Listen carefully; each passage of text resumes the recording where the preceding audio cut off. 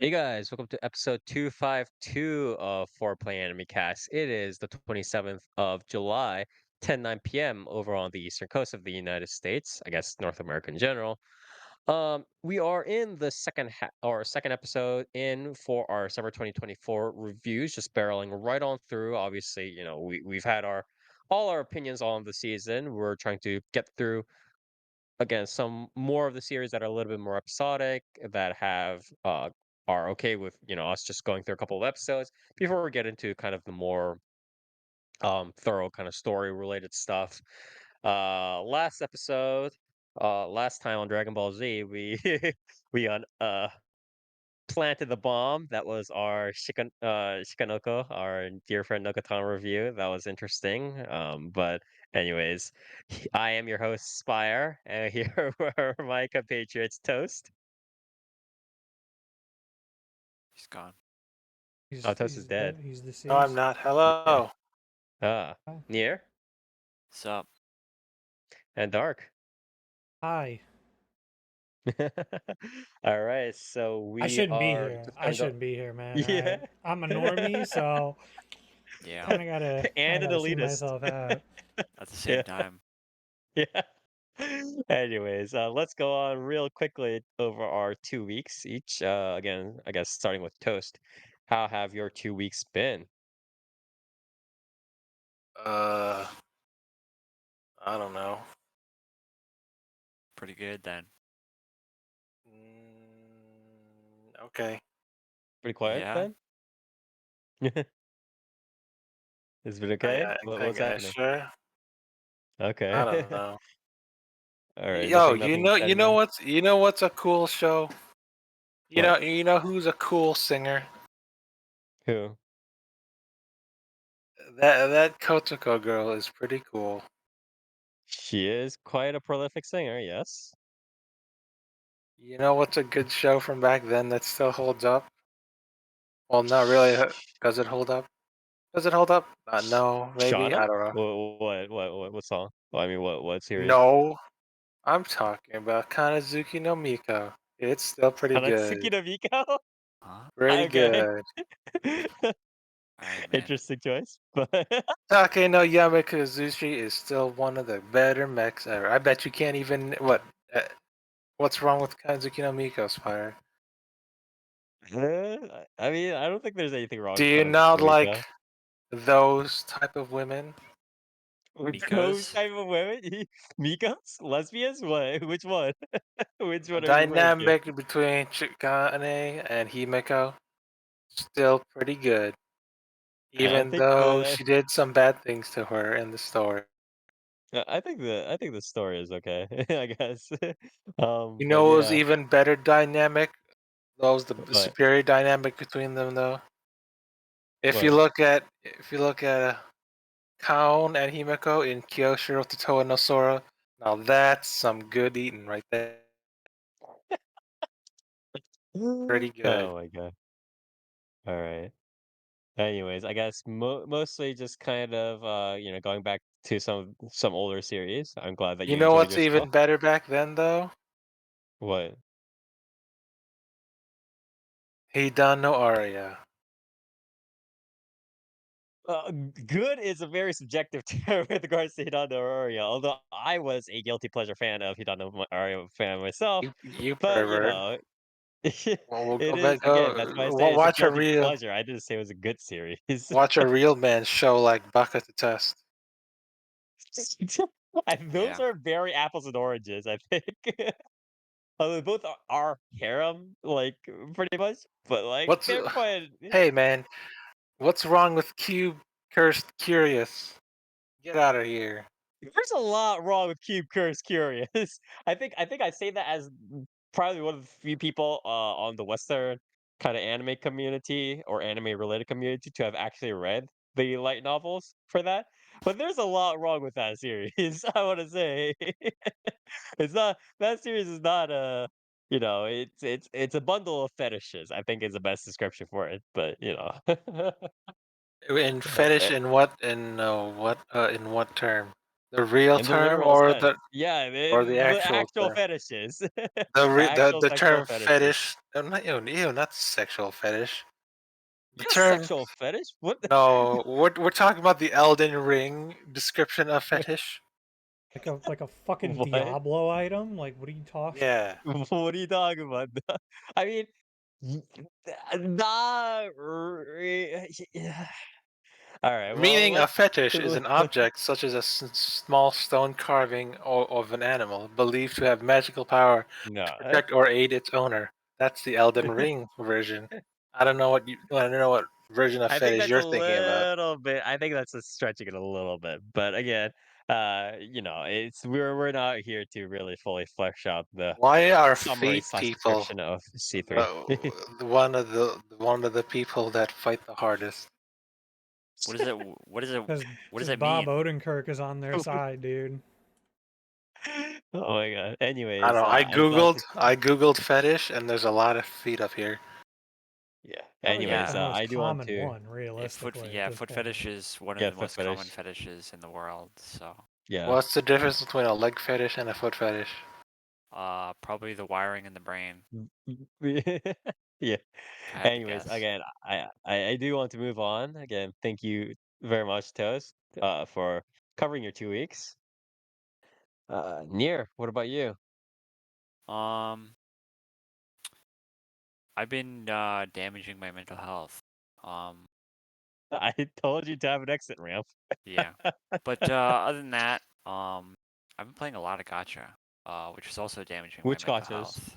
health. Um, Double, FGO. yeah, double, So, double. Yeah. so the Mostly summer event. FGO, Blue Archive, what? I've been doing a lot. I can tell you that. Okay, just go down the list So here, the summer real quick. event in FGO came out, right? And Who'd you roll for? the funny thing is, in this current summer event, there are 3 5-star servants that are all fucking meta defining. So you kind of want to roll for all of them. I got Summer Scotty in like 60 sync quartz, which was pretty good. That's like two 10 rolls. It's pretty good. Mhm. I didn't get Lady Avalon at all, which is kind of frustrating. I might keep rolling for her, but and I got Ibuki Doji in guess how many rolls I had to do for 50. that? Not quite. 100. Yeah. Yeah. Yeah, I had to spend about 600 Saint Quartz to get Ibuki Doji. Was really not too happy about that. But you know, it is what it is. I have her. I kind of want to get her MP2, but I don't know how much I want to tempt fate there. I've only got like 300 Saint Quartz left. But yeah. Other than that, Blue Archive has been doing 3 rolls right now. Is Saori there yet? I don't think so. Right now it's And who cares? It's Makoto, Iroha, and Ako dress version, and then Hina's dress is out in like 2 days or something, which I'm pretty excited for. And then you know, just playing Zenless. Currently skipping the Yeah, current banner. ZZZ. Yeah, I'm skipping the current banner because I already have Ellen, and I don't need another attacker. So What's the deal So with is Zenless that serious? though? Yeah. Is that What do you serious? mean? What's Is the that or deal? not serious? Is that gotcha or the mobile game generally good? Because I've seen a lot of promotion for it, but I still don't know whether it's like it's fun. So it's like a good game. Like the combat is okay. really good. The story's fun. The characters are fun. But it's a Hoyoverse game, so like the gacha experience is not good. Like Yeah, When they the say, gacha when they experience is say That hell, Hoy, and the onboarding process is like the most psychotic yeah, any gacha game has ever been. the progression, like the feeling of progression in like the God early damn it. chapters is endless is ass. Like you don't unlock Yeah, like you don't unlock the you know how Genshin has like the artifact system where it's like, you know, you have your piece of gear and then you slap like artifacts on it to like modify your build or whatever.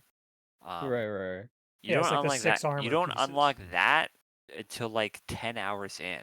It's Yeah. like What? yeah, Yeah. it's fucking insane. I said like Um this shit was inspired, like certain parts of it were definitely inspired by like Persona, and like this shit has like the pacing of Yeah, of like a Persona it's got like game. a It's slow it's got like a slow burn like JRPG progression feeling, but it's a gotcha game, so it doesn't really yeah, like so it's like that's it really weird. That's a yeah, it really doesn't really fucked up mesh. thing to do. But yeah, Stupid. the game is fun. Like it's overall a very polished like experience, and Uh-huh. the stuff that they're adding, the quality, had a fucking stroke. The quality of life that they're adding in the next couple patches seems to be very, very good. So Okay, that's good at they're least. definitely taking feedback and stuff. But yeah, it's just like it's a Hoyoverse game, so Yeah, you have to sort of go into it realizing that like they're gonna be very stingy with how many rolls they give you, and the rates are ass. So, you know. Now, when you say Hoyoverse, is there some overarching plot that connects all the games yet? No, Not not yet. really. Lame. Not yet. Only potentially Genshin, Star Rail, and HI3 are like the big Yeah, big Zenless seems ones. pretty isolated right now. I feel like the sort of crossover between the other Hoyoverse games have been a bit more apparent. Although, you know, still waiting for the HI3 event that just like opens the fucking multiverse, because I feel like that's definitely coming. But you know, but All yeah, right. that's pretty Pretty. much been my 2 weeks, just gacha gaming and Nier, are you Crash on. alright? What do you mean? I Oh, heard are you there talking about was. the wildfires? Yeah, I'm Yeah. nowhere near those, so Okay. yeah. All right, pretty good. Again, thank you very much, Nier, for your 2 weeks. Dark, what about you? Ha ha ha ha ha. Battling it out. Defending my honor. Um, Are you okay, Dark? Are you sick? oh, why? What? Sick in the head, dude. Something happening? Yeah. Talking about like There's a cold? list. There's a listeria outbreak in New Oh York. You shit! good? Really? Yeah. Damn, dude. There's like one of those like every other week. Like some weeks they're like, "Yo, beef's gonna make you shit your pants." And then the next week they'll be like, "All right, it's lettuce now." Actually, I think recently I think it was cheese, giving people like E. coli Oh and yeah. stuff. So not E. coli, salmonella poisoning. So you know, stuff's good. How does cheese give you salmonella though? Wouldn't Just it be like Yeah, it's just black got mold or bacteria something? on it. yeah, it's just got the bacteria. It's not. Yeah. Yeah. So Near Near just posted that. I was gonna post that too. Yeah. So my other 2 weeks have been like moments ago. Like like soy pointing to my fucking monitor because Robert Downey Jr. is fucking Doctor Doom now. In the next What? What? Avengers movie. Yeah. Exactly. Like, kind of just What? like, oh, okay, sure. That's pretty cool. Wasn't expecting that. So, but yeah. Yeah, I mean, very few people can refuse the Superman money, and RDJ definitely isn't gonna be one of them. Yeah, well, I mean, yeah. Listen, he's like, all right, I'm done being Iron Man. It's over. Now I'm gonna be, I'm gonna be green guy in a metal mask. Yeah. But At yeah, least he's so not gonna have to wear that'd be cool. runes and like ash marks on his face for like for the next X years. Yeah. How are they going to explain it though? Is the question. Probably like TVA The shit. so the Fantastic Four movie is so they haven't like I don't want to get too much, but they haven't like revealed too many details. But it's pretty much almost confirmed to be like a separate universe from like the I current mean, mainline universe of the MCU. Like it's a multiverse movie. so what about but Spider-Man has crossed over it with them in Secret Wars at least, right? A long time ago. What are they gonna do with I mean, Spider-Man? in the comics, yeah. I mean, Yeah. Well, I Spider-Man mean, will probably also come they back had. I because mean, they had they're in talks Mr. for Fantastic Spider-Man 4. in fucking. Yeah, and they also Yeah, had Mr. Fantastic but like he's in what was it? Was it the Doctor second Strange. that was Doctor Doctor Strange 2, right? Strange. Yeah, yeah, Yeah, yeah. So Multiverse of like Was it Madness. second or third? Yeah. yeah, it Yeah. was the second one. He died. Jim from Yeah, The he got Office, owned. So and also the X-Men too, the original X-Men. Yeah. That was weird. well, yeah, we'll see about that. But yeah, so as far as my weeks though, also gotcha gaming, a lot of Final Fantasy 14, learning how to mod Final Fantasy 14, modding Final Fantasy 14, making fucking like trying to figure out what the hell is going on with like how textures and colors work in that game is kind of crazy. Um, but yeah, other than that, gotcha gaming, Zenless Zone Zero primarily because that's been very fun. I saved up and rolled on the new banner and got the current character and Nice. weapon because I did not get Ellen. Not that I was really going for her. But yeah, she's got a she's a cool cop lady with a fucking like modular Nerf gun that she uses. Very cool. The color sets for them are very nice aesthetic. Got a big fat Mhm. ass, so yeah, Yeah. yeah. All right. That's Well, been pretty good. And other than that, just been else? going through some new stuff in anime. Oh, and almost all the way through on the final episode, finishing it tomorrow of Peacemaker. So Nice, nice, nice, nice, that'll be nice. very fun. That series is very very good. Pretty good. All right. Well, thank you very much, Dark. Again, as for me, I haven't been up to uh too much on the anime front other than reading a couple of manga series here and there. Um, I've been kind of running around. Thankfully, the weather has been calming down a little bit, although I'm betting that there's almost certainly going to be a second heat wave in August. But getting ready for my Japan trip, just planning some stuff out. I'm going to be in summer for Comic and I'm gonna be sitting on that fucking asphalt for like 3 hours in the morning, waiting in line and slowly dying inside. So Gotta that's get Who gonna that you be lawn fun. going chair, for? brother. Who you Yeah. going So for? essentially, what? Who you going for? What do you mean? Who am I going for? As in, like, which artists? Yeah. So there are some artists that I have in mind-ish, but it's like the issue is that a lot of the popular cool artists that draw cool stuff at Comic Con are known by everybody else, right? And they're usually at there's like a specific letter for like popular artists. It's like usually A or A. A is usually the one, but it's like A, for instance, on East Hall. So th- all of those artists on that row are super popular and they are huge lines for them at the very beginning of the event. And by the time I get to them, they're either usually all already sold out or there's like a 30-minute line and I don't have time to wait for that 30-minute line because there are other places that I want to get to and buy stuff. And if I wait for 30 minutes, everything else is going to be sold out. So What? it's kind of I suggest Asanagi. Are they yeah, there? thank you very much for the Very suggestion. unknown artist. Yeah. Very, very appealing artist for everybody. Hell Very yeah. general Yeah, vanilla did you artist. know Yeah. Asanagi loves Blue Archive? God damn it. Here, Um, elaborate this tweet for me. God, I think I know what tweet you might be talking about recently, but it's like, anyways, I might be going in for to get a couple of VTubers who might be there, hopefully, cross fingers.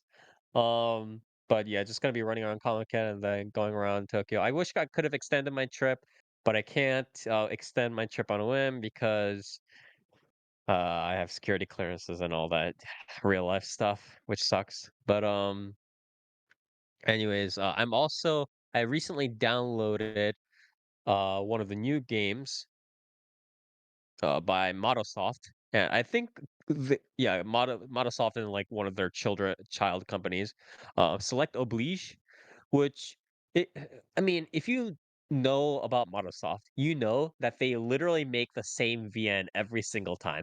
And what I mean by that is they literally make the same VN every single time. If it ain't broke. They haven't changed they haven't changed their formula from like when they initially did stuff in what it's like Namaiki Deletion in 2013, all the way to Wagamama High Spec, which was essentially more or less a copy of Namaiki Deletion, and then they did what is it Hamidashi Creative in 2020, which was a copy of Wagamama High Spec, which was a copy of Namaiki Deletion, and then they do Select Bleach now, which is I mean it looks like four girls who are essentially character model copies, very similar to all of the other stuff. But the premise is like is a little bit more interesting than the Monosoft stuff than previous Monosoft stuff, where it's just like, oh, you got into Joseph Academy, get ready. It's like a little bit more proof.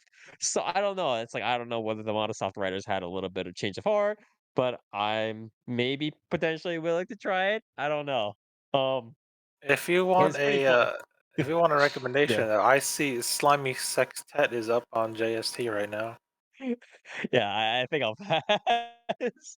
But yeah, it is yeah, so I might be checking that out. I don't know though. But other than that, it's been pretty quiet for me. Again, Who's hiding your under favorite story writer again? my favorite story writer. Who writes the Uh, best VNs? I think Ken Urobuchi.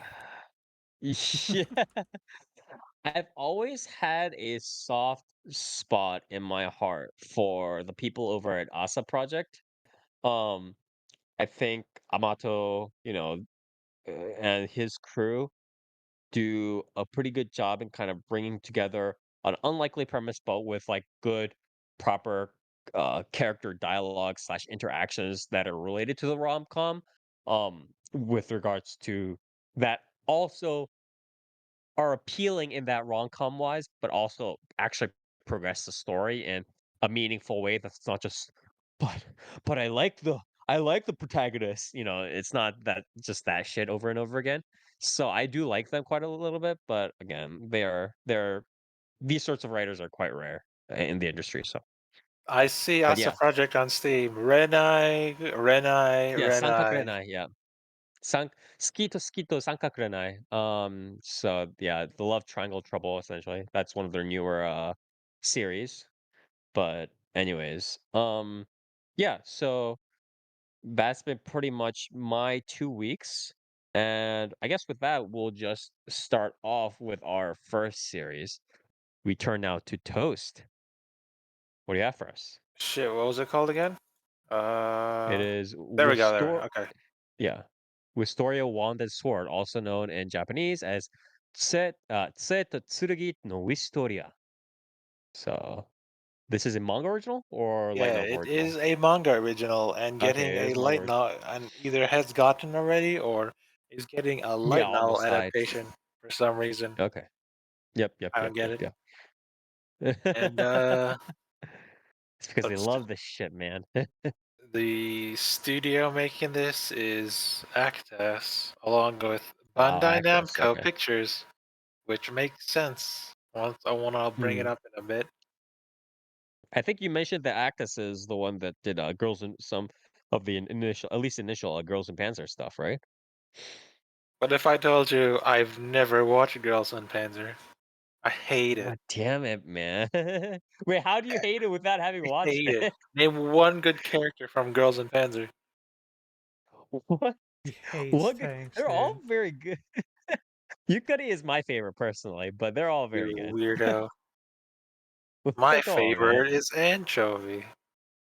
Well, Anchovy is quite popular too, to He be hates honest. her But though. it's like she's yeah. But Where yeah. was I? Anyways, uh, please do keep going on about Wistoria. So, yeah, Yes. Yeah. yeah, Yeah. yeah. All right. I Yeah. kept calling it All right. Westoria for the longest time, but no, it's Wistoria. Like Yeah, it's Wistoria. the flower. Is it a flower? Yeah, I it's a thought I flower. thought the flower Isn't was that wisteria. Wisteria? Yeah, it's Oh, wisteria. yeah, it was. What? Yeah, Yeah. this is not this is not the It's okay. flower, So yeah, actually. that's why I was confused when I was looking it up because I was like, wait a All minute. right. Anyways, so do you want to just go over So maybe the wisteria the flower has many meanings across cultures, including love, romance, good luck, and longevity. Wisteria's soft violet color can symbolize love, especially the kind that lasts. In Japan, Yeah, okay. Wisteria What can about represent forbidden Wistoria? love and human spirit's Yeah, tenacity. what about Wistoria, the anime series here? In Chinese, Wisteria is linked to the legend of the white snake, which tells the tale of a love that transcends time and earthly boundaries. Now I bring that up because the story is about this dude named Will Turner. No, who's Will Turner? No, Will that's Surfer. Will yeah. Surfer. Will Turner Will is Turner, like fucking pirate. Pirates of the Like Pirates Caribbean. of the Oh, Caribbean. my bad. Yeah. I'm looking at pirates now. Yeah. So story is there's this dude named Will Surfort, Surfer. Yes. and he's in his sixth sixth year of magical academy. I don't remember the name. Regarden? Was that what it's called? Yeah. Regarding, I think. So he's a sixth year, and apparently, according to that, that's the last year of the Mag School Academy. Which, and I bring that up because this Will Surford dude is 16, right? So for 6 years, he's been in the Magical Academy, but everyone knows him as what is it? What was they use a specific term for him? The what is it? Learner, I think, or whatnot. What? The Okay. learner. What? What?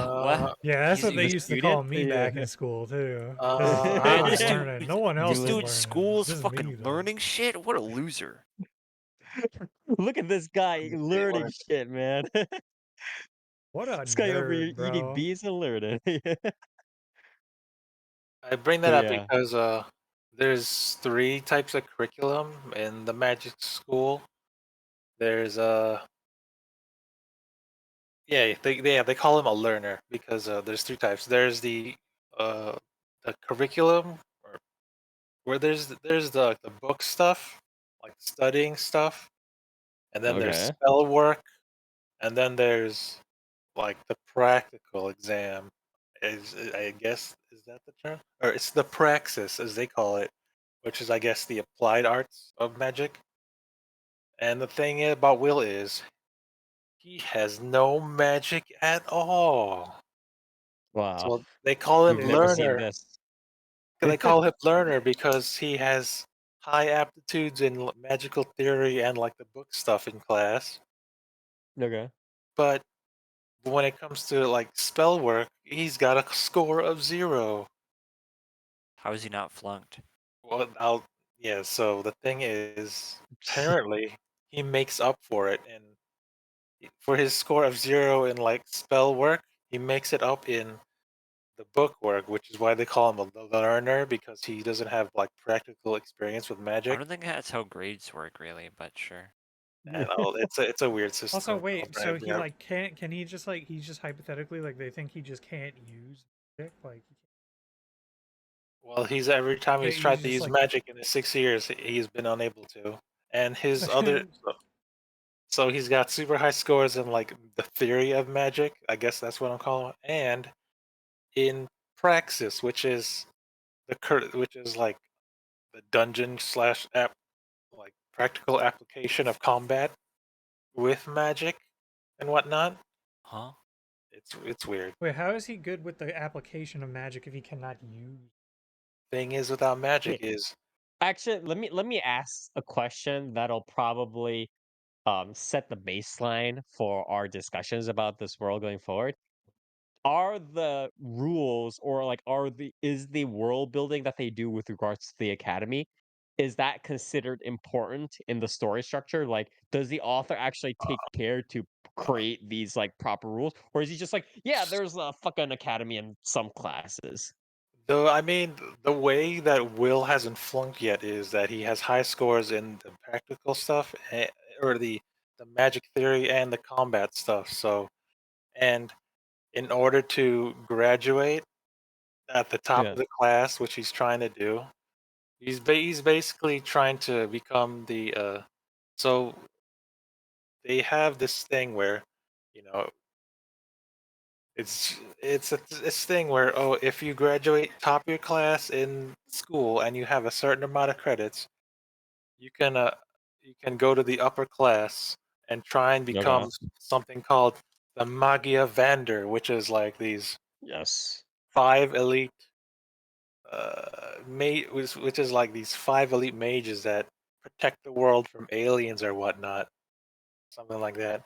I guess you So could is call it is he valedictorian slash magic emperor slash Hokage slash I don't know so sage are these emperor Magia slash Vanders these Magia Vanders are actual graduates of the academy, yeah right? Or like what? Okay, okay, okay. They're not actual part of the academy, they're actual just graduates, yeah I right? guess so Yeah, because okay. they graduated and 'Cause, like, I don't know whether this is, like, one of those, like, Shokugeki no Soma or Medaka Box kinda situations where the powerful, like, heroes are within still part of the school as, like, students, or whether they're outside of the school. Like, what is it? Which one is it? well we start off with Will being in his last year at the school, so Okay. it's probably going to it's probably has to do with eventually he'll graduate. But yeah, Okay, the okay, thing okay. about it is the thing that he hasn't flunked out yet is that apparently by defeating monsters in the dungeon, you can straight up get uh, credits for your school. And Will's goal is to go to the like the upper class. What is it called? The upper institute, which is I guess after you graduate from the Magic Academy, and that leads you the way to become a Magia Vendor is you can either create an original magic for yourself, which he obviously can't, Right. or you can gain 7,200 credits. So through and What? and graduate that way. Oh, you can either create, like, your own original magic, or you get all these credits, like, a shit ton of credits, and then Yeah. you And graduate. so the Okay, way okay, okay, Will okay. has been surviving, even though he has no like score in or spell work, is that he's been hunting a lot of monsters in the dungeon with his Mhm. sword. Okay, so his Okay. like So actual regular combat skills are good. yeah. Yeah, okay. So then So afterwards, sort of this development is the main conflict against the professor and then doing other stuff, or is it like it's a split up into arcs, right? I'm guessing it's like the first is against the professor, and then afterwards it's against whatever else.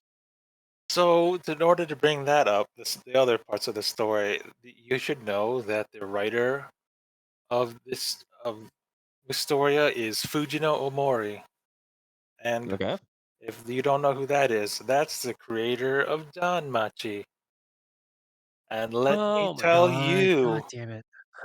it's the same old story beat. So back in here, Really? God 'cause damn it! It's not like you know how Bell Crannel was like, oh, yes, yes. I want to become a hero or He whatever, had, a dungeon he had crawler. like the growth cheat essentially, the meme growth cheat. And his growth sheet is as long as he likes this girl, like all his stats will raise and and you will get rapid experience growth, right? Yeah, yeah, yeah. So the reason the reason he wants or Will wants to become a Magia Vendor is that there's his childhood friend Elfaria Albus Serfort. They have the Oh my same last god. name, which I believe Yes, is yes. probably because they grew up in the same orphanage or whatever. Yeah, yeah, yeah, yeah. Because they're obviously not related. Yeah. So yeah, they both entered the Magic Academy together at the age of 10, but she's the youngest magician ever to become a Magia Vendor. So before Oh, so he she wants to like catch up to her or whatever, right? yeah, so he straight up says once he fights against one of the teachers, he's like, I'm the teacher was like, why do you want to become a Magia Vendor so much? And he's like, because I love her. And I want us we both want to see the sunset together at the top of the tower because the top of the tower is where the Magia Vendors are. Right, right, right. So this whole is Will's whole shtick of, trying to get to the top of the tower and become a Magia Vendor is so that he can reunite with his childhood friend, which So is the when you say like unattainable this flower, just like what's that chick's name in Danmachi? Ainz? Eins, yeah, Eins Eins, Wallenstein or Eins, whatever, Eins yeah. Wallenstein, yeah.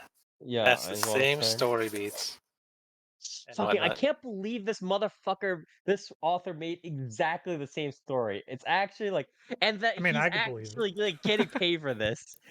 This thing has an 8 on Mall. What the fuck is wrong with people? Well, God damn I it, can man. explain that. Somebody I'll said this anime is a pleasant surprise. Bro, just go watch Damachi, man. What the fuck? I will explain that in a bit. But anyway, so yeah, so with Will's swordsmanship that he's been honing for 6 years, they say they say in the story that he has the might of a dwarf and whatnot, and the stoutness of a dwarf, because in this world there are elves and dwarves, and elves are obviously naturally good at magic, which is favored in this magical world, and dwarves aren't, but you know, they're good at combat Okay. and swordsmanship. So he's a powerful swordsman with no magic, but he's trying to become the magic emperor. Does that sound familiar? Yes. Gee, I sure Yeah, love to Black like Clover, a million different. Yeah, actually, yeah, true. and Wait, that's kind of is ironic, the which is something. can I ask something? The wizard's tower, like he's not, is he actually trying to like climb up the tower? Is this, like a physical thing that he's climbing up, or is it There's a like huge there's this huge white tower. It's mm, the background lore of the tower is that what do they call it? They called it like Paradise Lost or something like that. So one day, like okay? aliens, I want to say like aliens fell fell from the sky and started attacking everyone. You weren't fucking And around with Okay. the aliens. I literally thought you were bullshitting. I thought you were just like, yeah, and they protect people from aliens or Wait, something. isn't that literally what happened in Black Clover? and demons, yeah. Yeah, But yeah, it's a so little there's bit, like yeah, aliens demons. or invaders from another world. I'm just gonna call them aliens. They fell from the Yeah, it sky and doesn't really started matter. terrorizing Yeah, people. yeah. So Yep. the way they fought back was the five most powerful mages of the world constructed this tower, and they built a barrier around, like I believe, the world to seal it off from like the aliens and whatnot. And these five powerful mages are known as the Magiavander. So So what they do is they hold they hold the seal that prevents the aliens from attacking the world and whatnot.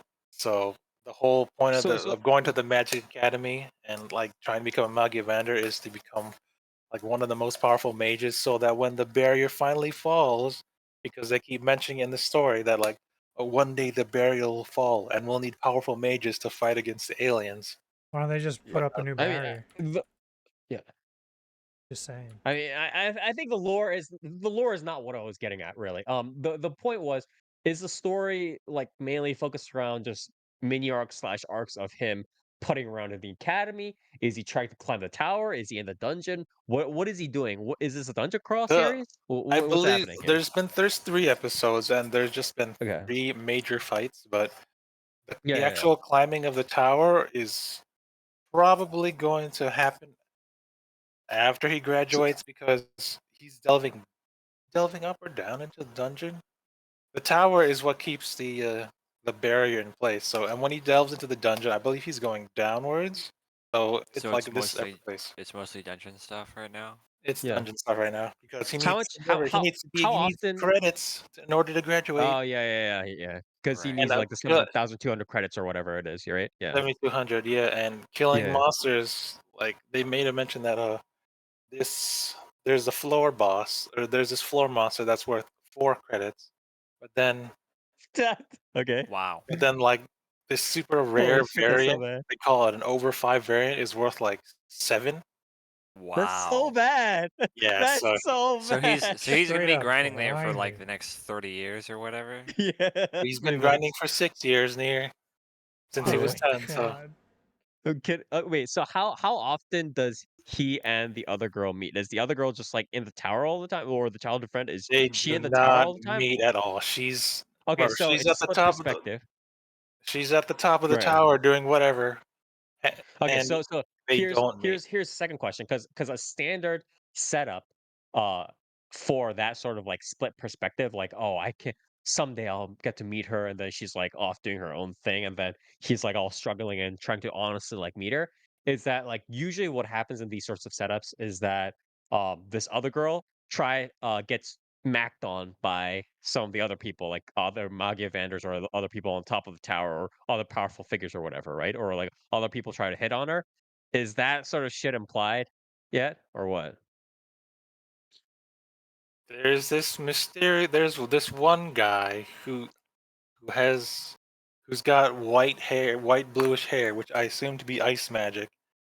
He Hmm. seems like the dude who's gonna hit on the main female character Okay, okay, okay, because the main okay. female character wields ice magic. So it's like, oh, he's gonna join her. He's gonna join her. What is it? Her faction because each Magia vendor is a master of a certain element in a way. No, okay, And he okay. might Mac on her, Yeah. but that's just me. That's just me predicting the future and Okay. whatnot. But yeah, they Yeah. don't meet. It's an Iron situation where he longs for her, but they don't. She's the unattainable flower at the top of the mountain that Yeah, he has yeah. to Again, journey towards. it's kind of like the Iron situation where it's like they have her just kind of the author kind of just has her being there. Is sort of how I would describe that.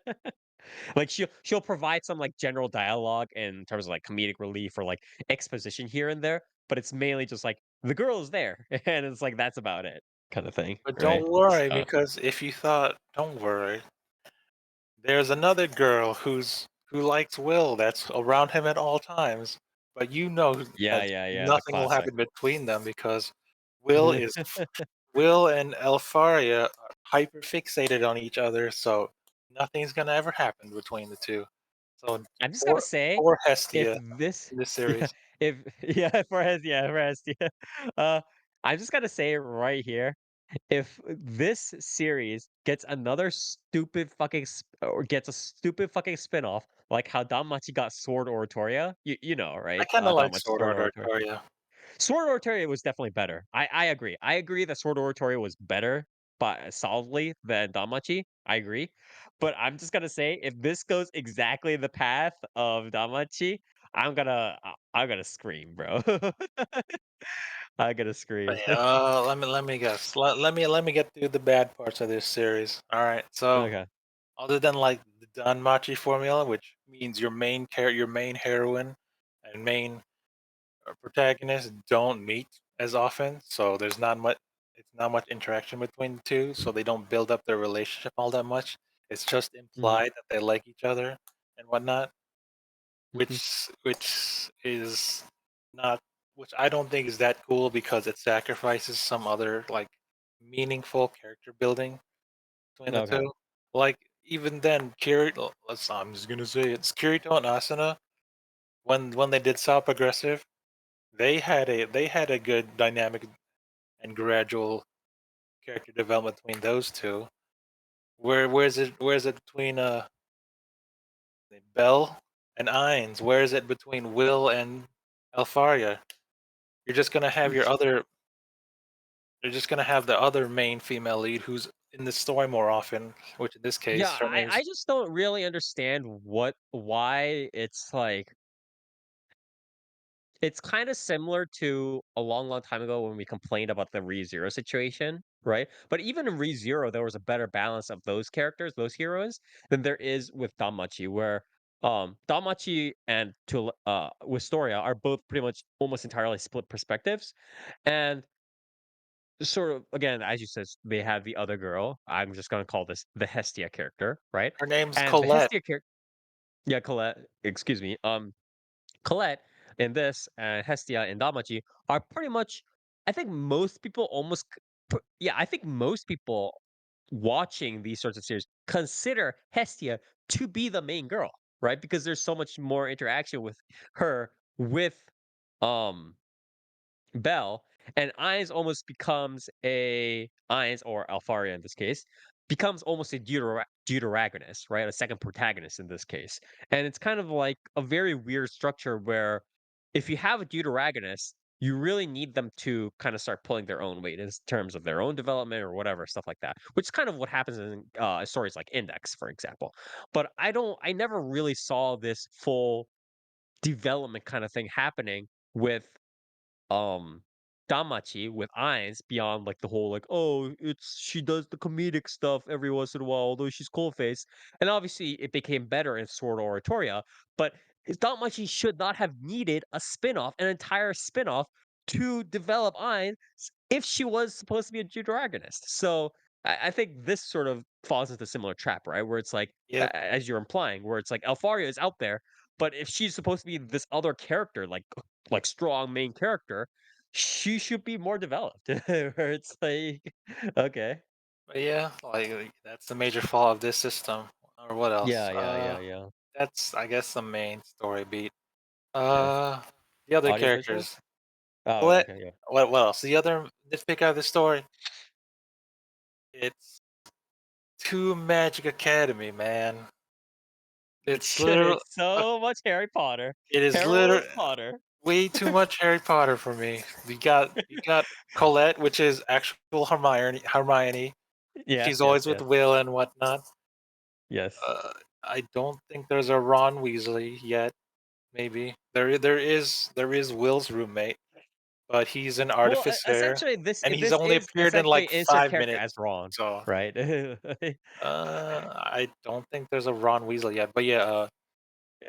there's Will's roommate who is an artificer, and he helps Will by making magic items that he can use, even though he has no magic. Because there's some places where magic doesn't work, like when he's fighting this ice monster in episode 3. So he used the But like if you think about it in a sense, like for pot, I don't want to say just Potterheads, but for people who kind of create this sort of Harry Potter ish fan fiction, Harry Potter inspired fan fiction, um, Harry Potter is not really like, let's say you were to insert yourself in a Harry Potter fan fiction or something like this, right? You are not really imagining a lot of people usually aren't imagining yourself to be Harry Potter in the insert, right? You don't really want to insert yourself as the boy who lived because you're always imagining yourself to be just like the regular wizard who somehow gets caught up in this adventure and then saves the world because that's sort of the cooler premise and that's the more sort of natural self-insert premise. So in that sense, um as you said, this Hermione character, right? Not Alfari, excuse me, Colette, hooking up with the self-insert character and Will not being again the boy who lived, and being more of a Ron Weasley type regular character who later kind of he's not the works boy and who becomes lived. He's stronger. the boy. He's the boy who learned. Yeah, yeah, The exactly. boy with Boy no who magic. Becomes more learned. I powerful don't via know. the effort, right? Is sort of the more natural self-insert character, I think, in the sort of Potter inspired universe, in You my know what's opinion. weird? Why does Will have glass? They give Will these giant these giant circle glasses, but when he gets them knock Because off in a that's fight, Harry Potter. when he gets them knocked off in a fight, and like the POV of his eye opening, it shows he has super clear vision. So I'm like, why didn't? Because that's how cool Harry Also, Potter glasses also he are has when they get goggles knocked off. apparently. Wait, he has goggles and glasses? Is he like Yeah. is he like tie But tie the tie but goggles like the goggles have sentimental value because that's the last thing Alfaria gave him before she went away to the tower. is So this he like a keeps them Digimon with her. protagonist? What's happening? I don't know. God damn it. But yeah, Alright. where else? Where am I going with this? The characters, yeah. So you got Colette, which is like Hermione. Then you've got Mm. Sion Ulster, who's got red hair and is good at fire magic, and he's the Draco Malfoy of the story because he's got a crab and Damn it. Goyle, and they're saying like, Yeah. oh, Sion's the best at magic, and this guy Will sucks. And then there's this thing where Sion overhears like one of the teachers talking to Will and saying like, oh, if you beat this monster in the dungeon for like because you need 4 credits this week in order to stay in the school and not flunk out. So Sion's like, "Oh, I'm gonna fight this monster instead." But when he goes with his cronies and he tries to hunt the monster, he ends up hunting a rare variant of something from like a lower floor, and then they get decimated. But Will saves the day, so Wow. there's a straight up like he's going to become the begrudgingly amiable friend that uh spoiler that Draco Malfoy becomes later in the series. So he's not all that bad of a guy because he's all like, "Why are you so good at? Why are you so good at combat, even though you don't have magic?" So there's him, and Okay. then there's Edward Serfens, which is this gaunt dude with long black hair, and he's like, "Oh, I don't like Will because he has no magic. I'm going to make fun of him in class, and then I'm going to expel him because he has no magic. He doesn't deserve to be a Magiavander." And I'm like, "Okay, Snape, trying to flunk Harry out of potions or whatever." So there's that. Who else is there? And then there's I think you just McGonagall, yeah, McGonagall. I think you're about to who's say. like, who is the headmaster in this iteration of the Harry Potter verse? Headmaster Cauldron. And her gimmick is she's got a large cauldron behind her. And I'm like, cool. Wow. Wow, so they're really going for the JK naming creativity, huh? I mean, Ulster, Sir Fort, Sir Fence. Yeah, we got the Harry Potter naming sense in here. But so yeah, I think that the Magic Academy is pretty shallow in this series. I hate Yeah, to yeah. admit it, but the Seven Spellblades Yeah, I was about to say, are did you an actual magical academy slash world better. Because in that I was series, about to say, are you missing Spellblades yet? Are you missing Spellblades yet? they went out of their way to explain like, oh, here's the uh various regions in this world, and there was a pretty interesting episode where the main cast went to the school and got lost like after hours, and Uh-huh. became lost in the maze of the school, Right, which right. is a pretty interesting concept. Like they that series, even though I have my gripes about it, actually made the Magic Academy, like the actual Magic Academy world, somewhat interesting. This one is not all that much interesting. It's literally basic magic stuff, and then Will going down to the dungeon and hunt monsters for credits. And that's what a majority of the action and development is taking place is inside the dungeon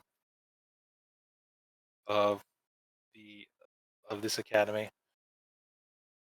Heck, even Mashley did it better, but like I mean, Mashley, Mashley is definitely heads and I don't shoulders want to above either of throw them. out Mashley in here or Yeah, Blackfeller comparing Mashley to the two is a little bit. Yeah. because I mean at least Mashley did like, oh, we're gonna try to do some Magic Academy stuff. This is mostly dungeon crawling, just like Danmachi, if you know what I mean. What else do I have gripes of? Yeah, the story is So weak. The characters are not kind of shallow in a way Yeah. because Or they weren't inspiring, or they weren't really they aren't um too inspired so far. yeah, Like you there's you no didn't one that you didn't stands get out anything more from them that you would have maybe gotten from, like, again, a Damachi or anything like that. because I'll bring it up again. But Seven Spellblades, like who's Oliver? I don't care about that Oliver guy. Now though, Yeah, Now no, no. was a good character. I liked her, and but yeah. But you were Uh, wondering why this score has an 8.101 on mhm, Mall, right? Well, that's yes. because the fights are really, really good. And this is really Okay. well animated Oh, okay. because this is Bandai Is Namco. it just the So the fights, or is it over, or entire is it just thing like is animated really, really well. It's a visual okay. spectacle. So Actus really kind of, Active showing up, huh? slash, I want to say it's Bamco, Bandai Okay. Namco Pictures. Because the first episode when there's there's the animation's crisp and clean. There's a lot of thought put to it and whatnot. But when Kirito fights the Gleam Eyes to save the dude, it's pretty good. like it's on that same level of hype, I guess, because Yeah. you see Will dashing around with speed, and like they show his super speed, and it makes sense. And there's a lot of differing camera angles and whatnot. The fight's actually well animated. It's got lots of Sakuga near. You know what that means? Yeah, I do. Sakoogs. What? He's a normie. He doesn't get it. Yeah. Oh. That's And the I guy that animates, right? Mr. Sakuga. Yeah. yeah, the Sakugas.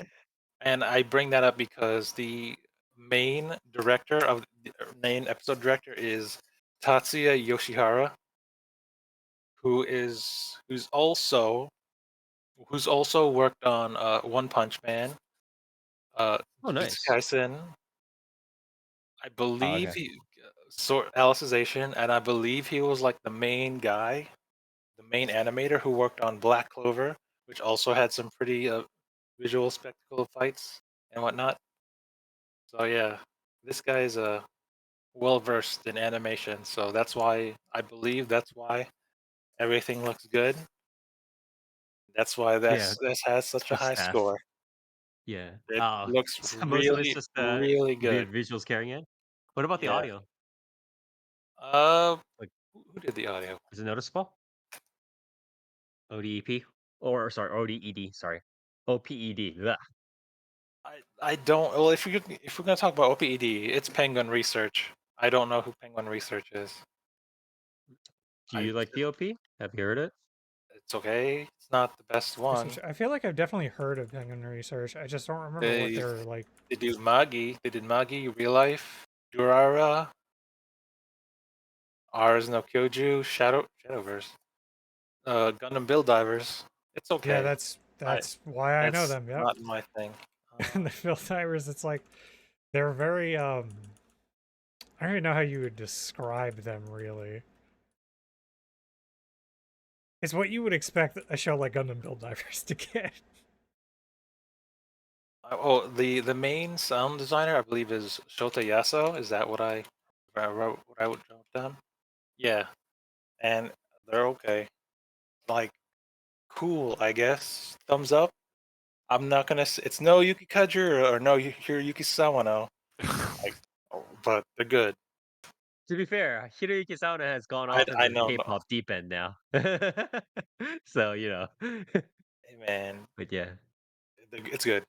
I don't Okay, okay. know how else to describe it. And But yeah, I know the ED was is sung by True, right? Who is like a very good singer, but I don't know what the composition was like. it's all right. Okay. I mean, it's okay. It doesn't. It's no Shikanoko Noko, dude. I don't know what to. Yeah, Uh, that is true. True, true. it's all It's right. not Shikanoko. Yeah, that other than like the story beats and whatnot, it's a visual Mhm. spectacle. It looks really good. That's why it has such a high Yeah. score. And Okay, you so know what? actors can turn up. I Yeah. can't really fault that. No one ever. Okay. Okay. What else? Um, Should I voice actors? I guess Will's yeah, voice voiced actor by quickly. Amasaki Kohei. Yeah, that guy. Who else? Who has he done? I don't know. I don't know who this guy is. It's not. It's no Matsuoka, but it's Kohei Amasaki. Yeah. Is this his first main role? It looks like it. No? Yes? This looks like his first main role, so good for him. Yeah. Let's see. Alfaria is Wait, he's doing Rose of the Recapture he as Rose actually. hell yeah. Okay. Yeah. Alfaria is voiced by Akira Sekine, who Mm. is I don't know who this is. She did a couple of roles. Let me Oh, list she's it. Tokime from Futo Sentai. Cool. Yeah, she did Sora in Precure All Stars movie. She did Charlotte in Princess Principal, and she also does one of the main heroine in the series I'm going to be reviewing later, Senpai wa Otokonoko. Surprise, but yeah, Colette is voiced by Amano Satomi, who is yeah. I don't know who this is either. I yeah This character hasn't appeared yet. I think I've heard of her, but I forget exactly. Ulster Sion, Oh, she did. aka Oh, she Hotaru in Idol Master Girls. Okay, okay, okay. I know this one. Yeah. Draco Malfoy Sion Ulster is voiced by Mizunaka Masaki. I also don't know who this is. He's the main dude in Goddess Cafe though. Yeah. I can hear that. It's all right. Okay. And then the Will's main teacher. I don't know who's Harry Potter's main support during favorite teacher in Dumbledore. Hogwarts. Isn't Dumbledore? Yeah. I was gonna say Hagrid, but yeah. I guess his mate. I think it's a little bit more Dumbledore. So yeah, Workner Norgram, which is like Will's main teacher, who watches over him and be like, "Hey, Will, go kill this monster for credits." He's like, "All right, thanks, Teach." That guy's voiced by Tomokazu Seki. I don't know who this is. Tomokazu Seki, I believe he's Near, have you heard of this guy? I don't know. I don't know. he did I can't. Gilgamesh, right? Who's that? No or no? Yeah, he's the Gilgamesh voice, right? Yeah, he is the Who's Gilgamesh that? voice. Never heard of him. Just yeah, Never heard never of heard him. of him. Just some random character in Fate. Domokashu, never heard of him either. Yeah. Enrico Pucci, no, I don't know who that is. Yeah. Rob Lucci, Pretty never heard like of him. yeah, pretty solid list overall. I think again, Otsuka Akio, Fukuyama Juns, Lin, Yusa Koji, a I will decent bring number up of voices. who's that? Who's the character again? There's this weird 14-year-old girl who appears in the story, and she works under Elfaria to spy on Will, because Elfaria wants to hear about Will's achievements and whatnot. So she's got a spy in her ice faction and whatnot. Okay. And I guess the girl's name is Iris, and she's voiced by Okubo. And if Oh, you know okay. who that is, that's Chinatsu from Mhm. Yuri, and she's got a Chinatsu-like voice. I'm like, damn, that's Chinatsu. And Yeah. I'm like, that's She's cool. also Lunalu in Grand Blue, I I think. know From Grand Blue. What's that? Are we talking about Grand? Are we talking about Grand Blue or Grand Blue? There's a difference. Grand Blue. Which is that? The mobile Granblue game? Fantasy. Yeah, Yeah. you have to say Yeah. fantasy because Grand Blue is the swimming one. So don't confuse people. Yeah. Yeah. I actually The one I apologize. everyone knows about. Grand Blue. Whenever you say It is Granblue, just people Grand think people think the swimming anime and not the Blue. huge, super popular mobile game at all. But yeah, but it is Grand Blue Fantasy. But yeah, a lot of good sorry, say you here. But I guess then Oh, what any else? last I words? already brought Yeah. up the director, right? The director is the same guy who did Yeah, Black yeah. Clover. That's why it looks all good. Yep, yep, Not- yep, yep, yep. Then Yoshida Tatsuya is very prolific. Yeah. so yeah, What would you rate it? the reason why people like it is because it looks really good, and people are waiting for that Black Clover season 4. Is it 4? I forget. 5? Is it 5? Who cares? the And next season. you'll Yeah. you'll definitely get your Black Clover fix from this series. Boy with magic and a sword, and he Okay. fights people and wants to become the So sage, the Mage Emperor, the it's kind Randy of of Arde. it's yeah, it's sort of to sate people while they wait for the new Black Clover stuff, hopefully, right? So, but yeah, again, I guess I what would you mean, rate it? I And any wouldn't I last wouldn't words? say bad, but people who like Black Clover and Might be okay with it. Ashley and Seven Spellblades would definitely like this series, so Yeah. don't write it off, I would say. Even though people have Yeah. been saying like this is one of the more underrated, like hidden gems of this season. Which is like, Underrated, huh? Okay. okay. So yeah. What would I rate it? What did I give Spellblades? Did I give Spellblades 7? I don't know. Everything's a I 7 or forget what 8. you gave it. I think you gave it a 7 or 8, and then we were just like, okay. My personal opinion on this series, I'm going to give it a solid 8 I guess. It's higher than Spellblade? Did Well, you say it was worse? despite the despite the gripes I have with the story and whatnot, I can Okay. definitely see why people like this series, even though it has the Danmachi formula. The fights are good. Okay. Uh, yeah, the Okay. fights are good. The story's not so good, but at least the fights are good. All right. The I main guess the main the characters the main character's cool in fights, I guess. Uh, the so story essentially it's just the fight scenes. It's just the fight scenes. I believe it's just the visual spectacle. It looks good. It's definitely Okay. something that would go mainstream if given the chance. Probably is All right. because it looks good. Stories shallow, whatnot. I have my gripes about it, but Okay. it's the Danmachi author are doing it all over again. All right. But Okay. yeah, Well, if you like this series, I'm definitely gonna recommend Black Clover. I'm definitely gonna recommend Seven Spellblades. I'm definitely gonna recommend Mashley yeah. because this series is super straightforward. There's basically no comedy or whatnot. It's a pretty serious series.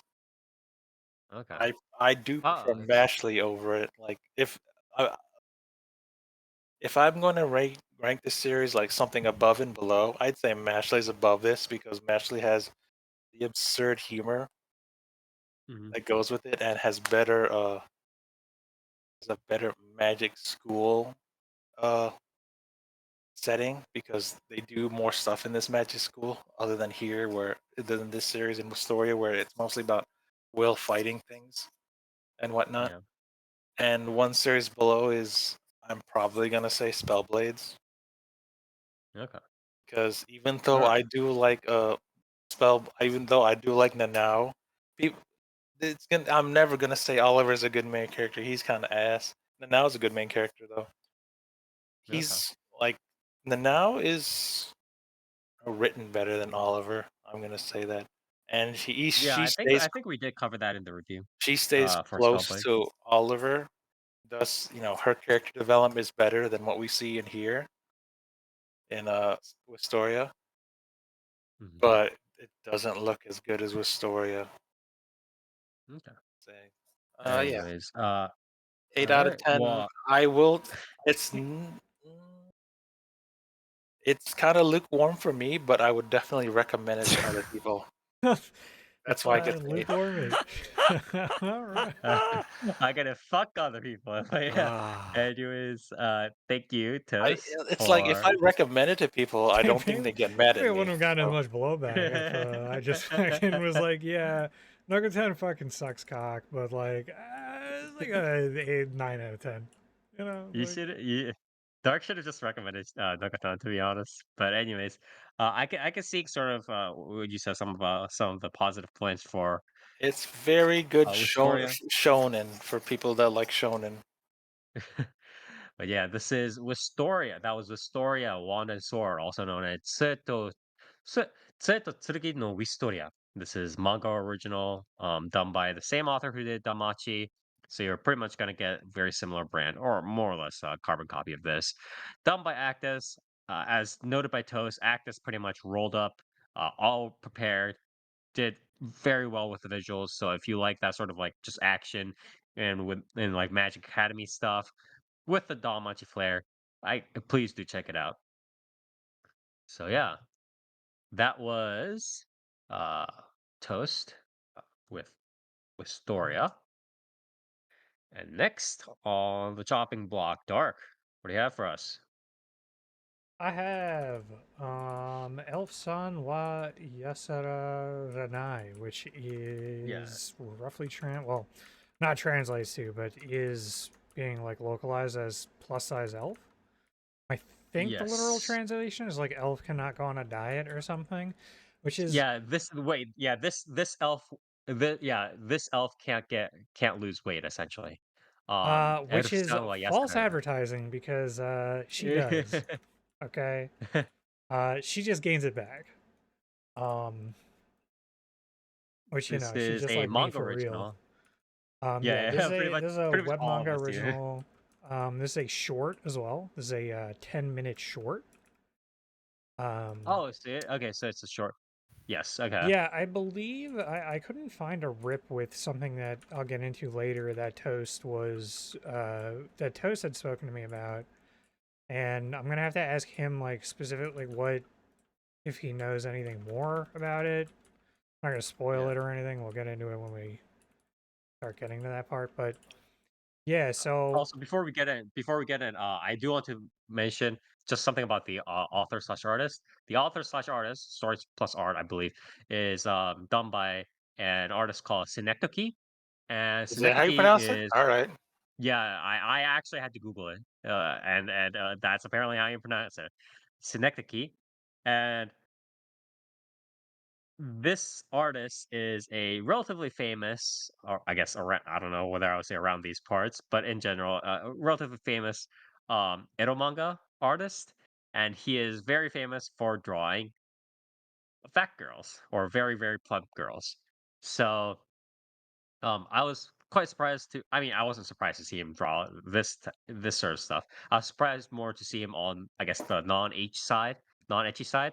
But it is also funny because in plus sized up, his designs are actually toned down a little bit because in his Edo manga, it is full like caricature. It is like full plump. They're not You can all Spire, to be fair, they're not all fat girls. They're just big girls in general. Like sometimes there's yeah, big yeah. muscular Big girls. girls. The way he draws them is very like butterball style. It's actually, Fair, he fair. draws them very round, and And I think it we was we already this.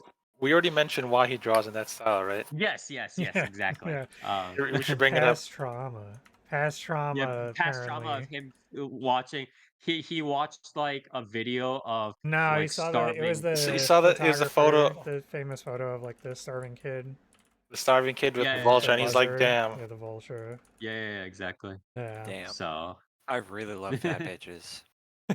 yeah, yeah. You know, it as you it do. really made him think, made him, introspect. It's like the opposite of it's like the superhero origin story. It's like I saw these starving children, and I was like, I gotta start drawing these fat girls. Hey man, So I don't have like I can sympathize with that. Like yeah, it's a good reason to draw bigger women. yeah. I mean, it's definitely a wholesome reason I to ain't draw mad for about sure. I think it's a lie.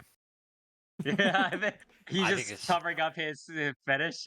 I think it's Yeah, bullshit. what You you know. didn't, yeah, Yeah, what you didn't realize is that it's just like he just saw that picture and was just like eating a bowl of cereal, and then was like, "Damn, that's crazy." Anyway, yeah. anyway, what about big Anyways, bitches? time to draw fat girls. Yeah. Anyways, please do go on. Um, About plus size self. Yes. but yeah, so this series obviously is 11-minute or 10-minute long short. This is Mhm. being done by Studio Elias, who, as far as Oh, from okay. credits I've that heard of I've seen, has only They're done they're an H studio. Tsurugi. Hell Yeah, yeah. I haven't really seen. I'm not really seeing What anything studio else is on this? Mall, at Oh, least. mistake. Elias. Let me pull up I'm the big only seeing old them doing like calendar. Killer Girl, the like best friend like gender swap thing or whatever gender Yeah, bend series. it's because Yeah. Mal doesn't list fucking hentai Like just OVAs. straight, So yeah. So ANN just does, yeah, it doesn't really do anti OVAs or anything like that too, but it's just yeah. So I would wonder it's if this just is the like yeah. them trying to break into Worlds more of and like Harem. just I doing don't know. like ecchi, No, I mean, shorts I at don't know. least and stuff. Yeah, I think it's mainly they beforehand. I mean, they probably did some etchy stuff, but it's like for the most part, I think from their ANN list, right? If you look at Anime News Network list, they did a lot of they were a smaller subcontractor that helped with stuff like second key animation, background art, a lot of again the usual like assistant stuff that smaller studios do, right? So this is probably their first full main animation production role. Uh, that isn't just something like, again, seduced by my best friend or some weird smut stuff like that. You know what I mean? So, They aren't in the big list. They are no Memorial 3D, no Crimson, no Majin label, yeah. no They they did help out with Pink stuff like Pineapple. again like Blue Lock or like Justin Chen season 3. They, stuff like Damachi season 3, some JoJo stuff like this, Let's Make a Mug. they helped out with a bunch of stuff, but again, this is their first major um proper anime production work that isn't like smut. So Well, hey. you say that, but You say this, but yeah. So anyway, this has a censored and before we even get into the details, this has a censored It and does? uncensored version. Yes, because the What? uncensored version is just like you just see titties a lot.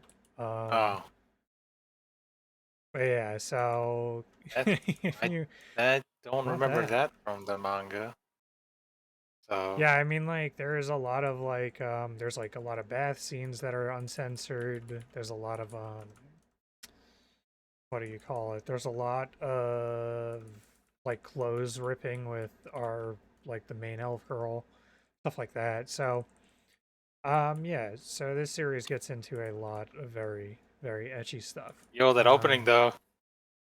Yeah, so it's opening. Opening. Before we even get That's the into that, its season. OP is very, like, very memey as well. Um, as is its ED is kind of I memey mean, too, but it's pretty that's pretty good. The audio visuals are like kind of whatever for it, or rather the visuals.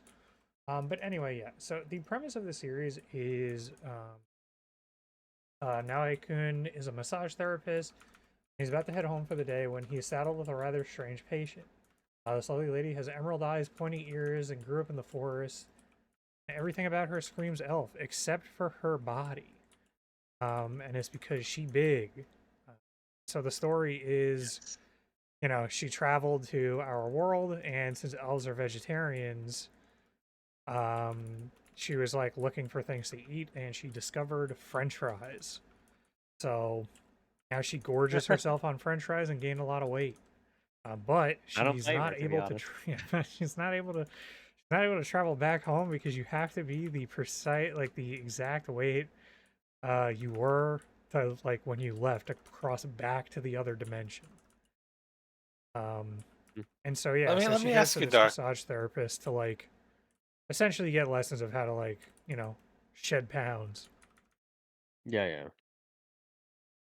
And I believe yeah, her reasoning was if I gain the weight here, uh, I need to learn the tactics of how people lose weight here. Can't argue with that logic. Yeah, yeah, yeah. Um, And a lot of the episodes it's episodic right now. It's not mini arc, right? It's Yeah, episodic. yeah. So this Yeah, is this is very episodic. It kind of goes down the line of like different girls. Like the first episode for is Monster Girls. Yeah, Erufda, which her name is literally Elf, Elfda. duh. yeah. I'm an So elf. Yeah. yeah, so Who's your favorite so that far, Dark? I think the dark elf because she got a big Hell ass. yes. Yeah, that's Yeah, the Dark correct Elf. answer. Let's go. Let's fucking go. Yeah, so Well, there is one other answer, but uh, I have mean, I you like gotten to episode 4? Olga's cool. Yeah, Olga's Yeah, cool as well. see, If there you that's go. what you mean. See, Dark gets it. Yeah, yeah. I agree with that too. But I like We, the Dark Elf the most. you But yeah, pervert. so this is this is very episodic, and it's kind of like doing different like going through the different girls. It does different like exercises. Erufa does first episode was a lot of like was just many things of like cardio. So it was like jump rope, small like diet trivia stuff, little like and just little things on that. Episode 2 was the dark elf, and since she's got a big old booty, she's like, I need to get toned because every single time I transform into my like sorceress outfit to cast spells, I keep snapping my fucking like bottoms because Hell my yeah. ass is just way too big. Um, What kind of What's crack? and the so like issue? that gets into like Yeah. like What's the essentially issue, gets in officer? that also gets into like it's like advice that I don't think is actually sound because not Yeah, uh from the now he start, from starts the talking start, about like squats and like lunges and stuff. But yeah. I mean, correct me if I'm wrong, this. unless you're losing weight, won't that literally make your ass even bigger and not like toned? It was like just Yeah, getting yeah, yeah, even yeah. bigger. Most of these make it bigger, but I mean, the thing is, it's obviously Synecdoche is probably not A, not like a fitness expert, and B, is probably not around a bunch of fitness experts that he can Yeah. ask for reference. I But guess in I some think the ways, bigger, like if you're doing lunges and whatnot, you would kind of still like tone I yeah, think I the mean main thing rules a is, little I bit. most of the think, advice is yeah, I I think think the the main main thing thing is is, probably getting the girl with the big ass to squat. yeah, he was like, You yeah. think I that have might this be character with a fat ass. I'm gonna draw her doing squats. Yeah, yeah, yeah. Hell And yeah. I think I think you may be the onto important thing something. is, yeah, the important thing is I think most of the actual like specific advice, like physical therapy advice given in the series is relatively innocuous. There's nothing that's like gonna actually injure joints or anything like that if people actually do it in real life. I think the only maybe slightly suspect part of the research, the fitness slash physical therapy part that Synecdoche is a little bit suspect on, and even that's not that suspect is the mention that the main character, the main protagonist, is a part of an osteopathic clinic or something like that, like osteopathic therapy clinic or some shit like that at the beginning. And osteopathy is essentially similar in holistic nature to like chiropractor kind of stuff. It's um not as necessarily well regarded, although there are much more proper certifications for it now. But it's that sort of line of thought. But I think the overall advice given in it, the Yeah, trivia, right, is like the relatively trivia and stuff, like it's innocuous. fine, right? It, Yeah, because yeah, it's like it's not gonna hurt. Like it's not gonna hurt yeah, you, and it will help. Like like it's not a yeah, bad yeah, idea yeah. It's to yeah, for strengthen sure. your legs The if your important thing legs is are it won't like hurt weaker anybody. to Yeah, start doing yeah, light lunges and like yeah, what do you call it, yeah. like calf raises. Um, Yeah. so like And I that's think fun. also That's cute enough. yeah. I I think also what's really done well in here, and I think I kind of find it surprising that Synecdoche is able to pull it off, but I think that's part of his like Edo manga training where he has to just like stuff a bunch of things in like in like 18 pages while also putting in like sex scenes, right? That's just like how he has to write his story, so he's really good at like making stories compact and like succinct and like delivery, doing deliveries very well, delivery of story. But like if you notice in each of these chapters, it's like a different girl that he has to give physical therapy treatment to, right? And he has to, in each of these chapters, he has to A, introduce the girl. The girl has to be like a natural part of like the setup of how he meets them, right? He can't just be like, oh, girl. It has to be like Yeah, yeah, part that of him that is doing another good that. thing to mention about this too, is that Yeah. they're not all being introduced as like, oh, here's like a new client, here's another client. Yeah, yeah, yeah. Like These like they're being naturally meeting introduced to them. it by like by going through like day-to-day stuff, which is Yeah. quite nice. So he does that. The Monster Girl has to be explained, and Synecdoche actually puts in like Monster Girl trivia because when we see Monster Girls, we want fucking want Monster Girl trivia. That's just like what otakus want. So we have Monster Girl trivia, we have the setup, we have also the physical therapy stuff, and we have the fan service. He's like chucking all that in a single chapter, and it's very like and like in this case like in a single sort of 10-minute episode for the anime short, right? And it's all very like well compacted done. It's like it's very compact, it's very succinct, and like everything kind of gets delivered, Yeah, which it really quite is like crazy. well Like done. it really does not feel like breakneck. It does not feel like it is pretty Hmm. perfectly paced in that sense. Yeah, But but yeah, I yeah, just wanted to. so other than that, the audio visuals are decent enough. Like they are very Hmm. like short, very short audio visuals in a lot of parts. Some of it's pretty good. Some of it's pretty nice, and a lot of it's fairly standard. So no real complaints there. Obviously the like etchy shots are given a lot of the budget, which that is what you are here for.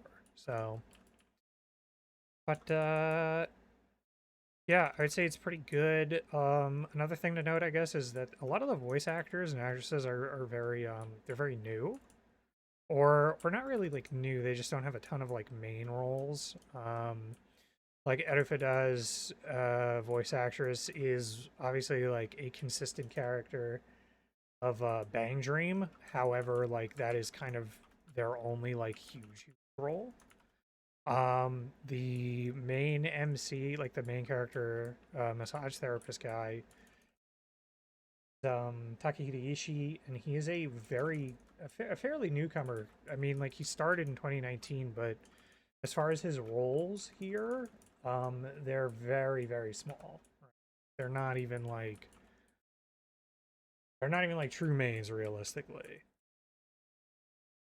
Yeah, so I thought that was like kind of interesting. And he's also supporting character like in Isekai Yururi.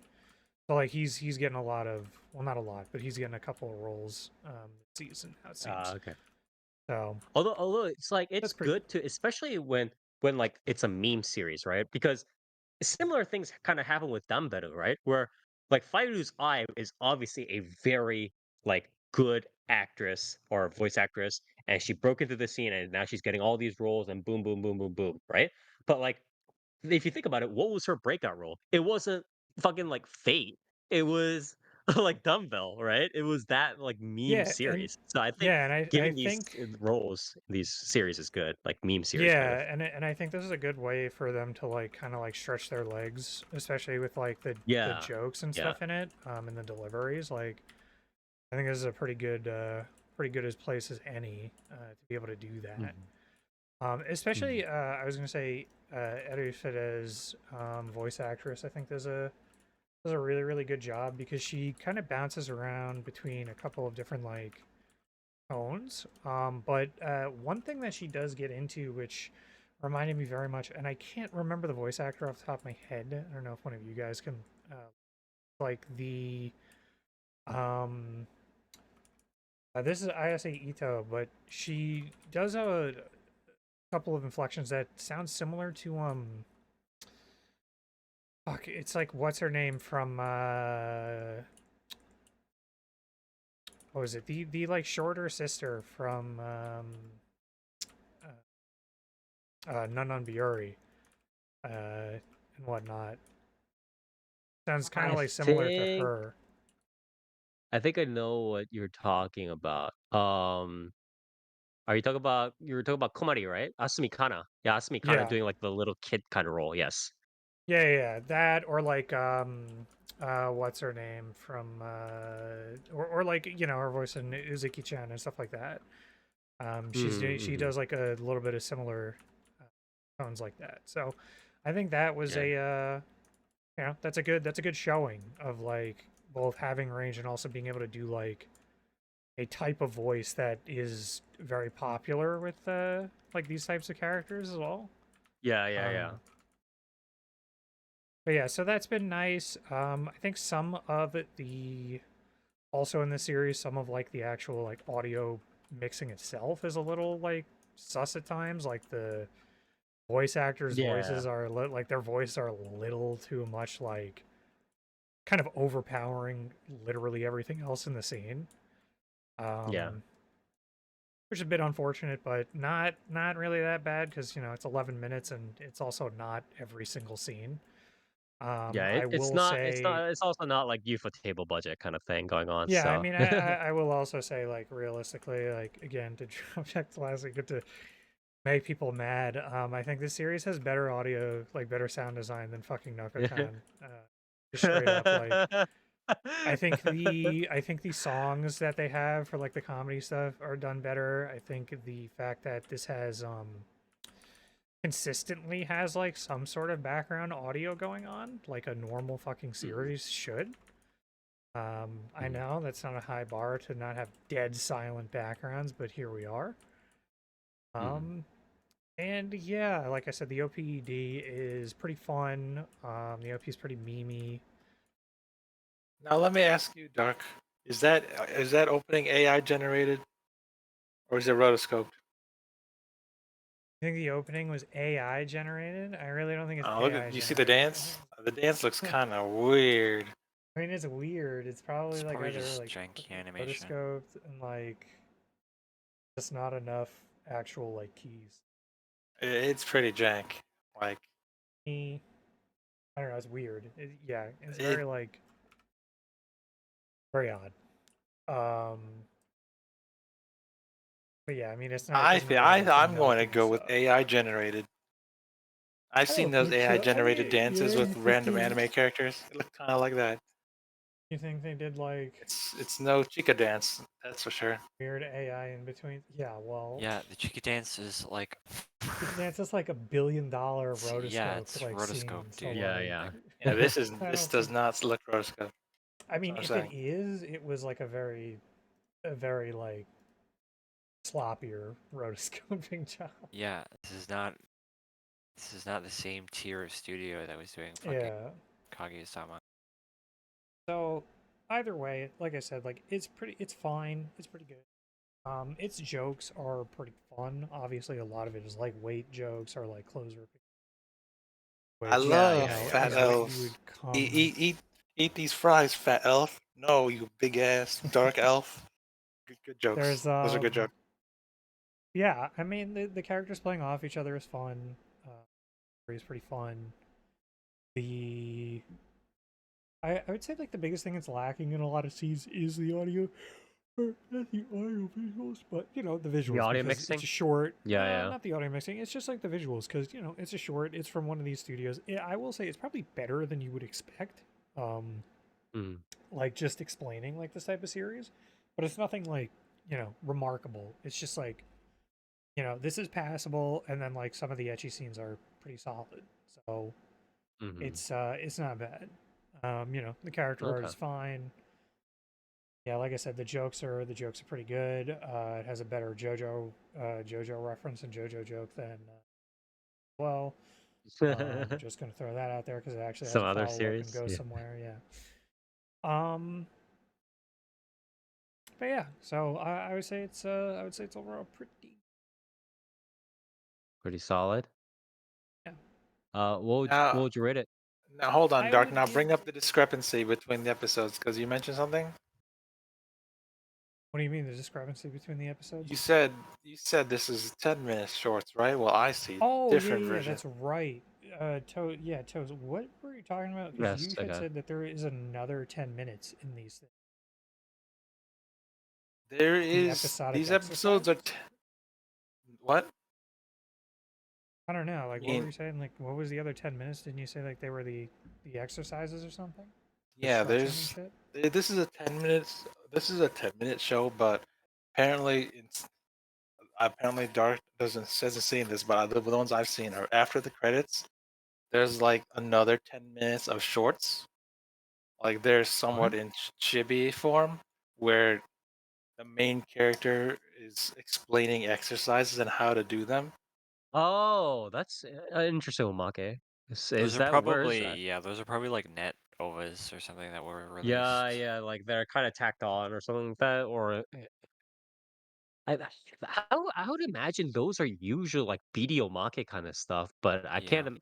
Yeah. I don't know where they might be floating around the web, but that's interesting. There, I know it's an extra 10 minutes after it, and I'm like, this hasn't shown up in the manga at all. Yeah, yeah, yeah, yeah, And yeah. I want to say that this is coming from the Danberu thing because I don't in Danberu it doesn't have like the exercise parts in the anime, right? It does well, yeah, it doesn't have the extra, like, instructions, but what they essentially did was they had a series of, live stream, like, podcast not live stream podcasts, but live stream events where they brought in, like, the, exercise trainer that you see in the opening, right? Doing, like, the exercises with them, and they brought that person in and then had them like showed them like what showed like the voice actors and actresses like what exercises essentially to do and so on. I think that was part of it. So um That's what this extra 10 minutes is. They're talking yeah, about yeah, stuff yeah, like, oh, yeah. you gotta diet regularly and you gotta exercise, do these exercises, and that's what Yeah. these extra 10 minutes are for. And it's like Yeah. an actual like exercise stuff, like hold this pose, keep going, do Mhm. these many sets, in this ten Yeah, it's minutes. always So nice to have that sort of like extra kind of content for sure. Yeah, so I thought that was Right? a neat idea. I would like to. I gotta figure out where to actually like find those just to peep them. Um, But yeah, overall, I would say pretty solid series. I would recommend this to someone who's like who like Dumbbell. You like fat women? If you like this, I would also recommend Dumbbell. Like, I would also recommend Yeah, Dumbbell. yeah. Just Who would because, win in a fight? both are very fun. I mean, probably Dumbbell. Like, probably someone from Yeah, that. because Dun, if you don't know, Danbaru isn't set in the same universe as Kengan Ashura, so I forgot. Yeah, they made the same. It's the same fucking author. Yeah, I yeah. forgot. Yeah, you're right. Yeah. Anyways, what rating? What Mal rating would you give it, Dark? I would give this probably like a strong, 6. Like that. Okay. Like I said, it's a short, so I'm not gonna like. It's a little bit Shorts are hard. always gonna Yeah. be rated pretty fucking lower for me, just because my Mm, perspectively, I just like don't know how I would rate a short otherwise in a lot of ways. Like mm. unless like You somehow the can't short is like imagine in your really mind like blowing a me 10 out of away. 10 short, essentially. Yeah, Yeah. like I if I can. see a 10 out of 10 Wakakozake, short, hello. Hello, yeah, dude. What is it? TQ, sir? What is it? My husband doesn't smile. What's that show called? Wait, no. Dana-sana Your something. wife your wife does the wife doesn't smile. I think you're talking about, right? Or Yeah, that's Pokutsumo? like that. What are you talking about? No, no, no. Uh, it What series was are you it talking was about? also a 3-minute show. It was like talking about the like I one with can't the wife. understand what my husband's saying. That one or whatever. Oh yeah. Oh, I can't Yeah, understand what that my one's that one's husband is saying. Yeah. yeah, that one's good. How dare you, Spire? Tiki was up there. Plastic Nason up there Well, too. look, I'm just saying, like, Man when girl. you'll Man, you're like hell yeah, man, girl. know when you see like an very impressive short, but like this is not. Yeah. This I feel like is pretty what I would like to see from what I'd at least like standard like see from Yeah. like an etchy short like this. So I would say like for me Yep, it's like yep, a strong 6. yep. Like I would be more likely to say like yeah if this is something that might interest you watch it than like not. Yeah, exactly. But yeah. So All Dark, right. smash or pass? Fat Elf Edition. Yes or no? What do you mean? Which one? Yes or no? Like all of As a them? Like whole, yeah, going as a down the whole. line? Yeah, I mean, yes. Why Hell not, yeah. bro?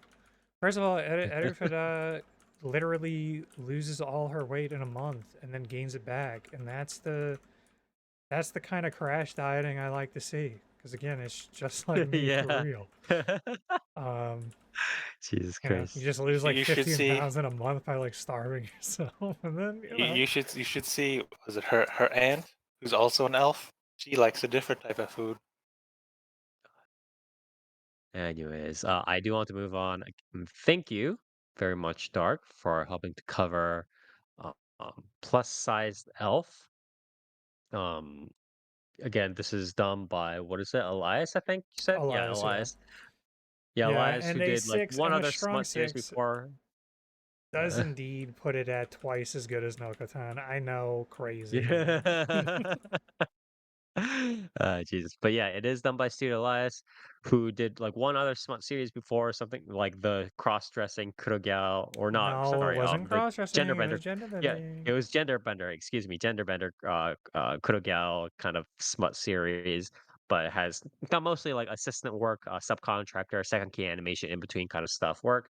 They adapted the anime of a manga original done by Synecdoche, a relatively famous hentai kind of eromanga artist who likes drawing fat slash roundish women. Um, but yeah, this is Erufu-san wa Yaserarenai, plus size stuff. So if you're interested in this sort of stuff, please do check it out. It is an anime short, so or it's like 10 minutes, I think you said. So yeah. All right. So thank you very much, Dark. And with that, we are going to move on to, I guess, my series real quick. I have one of the series that also kind of came up a little bit on social media. It is Senpai is an Otokonoko, or my cross-dressing classmate, also known as Senpai or Otokonoko. This Now is let's get a this out of the manga. way. Let's get this out of the way quickly. Spire, smash or pass? Smash. Hell yeah. So this is a manga original done by Pom. So Pom is a female mangaka, and she started 2019-ish, around the COVID era. She started. I think her first series was also about like a crossdresser, and then she ended up making a very popular series of kind of like rom com. I think I don't think I forget if it was like a yonkoma kind of thing, but shorter kind of series about like menheta girlfriends and like onesans and stuff like that. And that the art and the general series became really like kind of went viral online. And so if you guys have ever seen the sort of generic, what is it like, if line stickers, right? Line emoji that's like there's a series of line emojis that's like menheta-chan or like menheta girlfriend or something like that, right? I don't know if any of you know have ever seen that, but that art is actually Poems. So is from that is from one of Palm's series. So after doing the whole like Manhattan thing and become popular and getting line stickers and all that jazz, her latest work is this one, Senpai wa Otokonoko. So this the adaptation is done by Project Number Nine. Who, again, they are known for doing Netoke stuff. They're known for doing like two of the very archetype lolly series, the Tenshi no Sanpi, Rokubyu, stuff like that. They did Imocho, I think, many years back, et cetera, et cetera, et cetera, with some help from obviously other subcontractors. I think, what is it?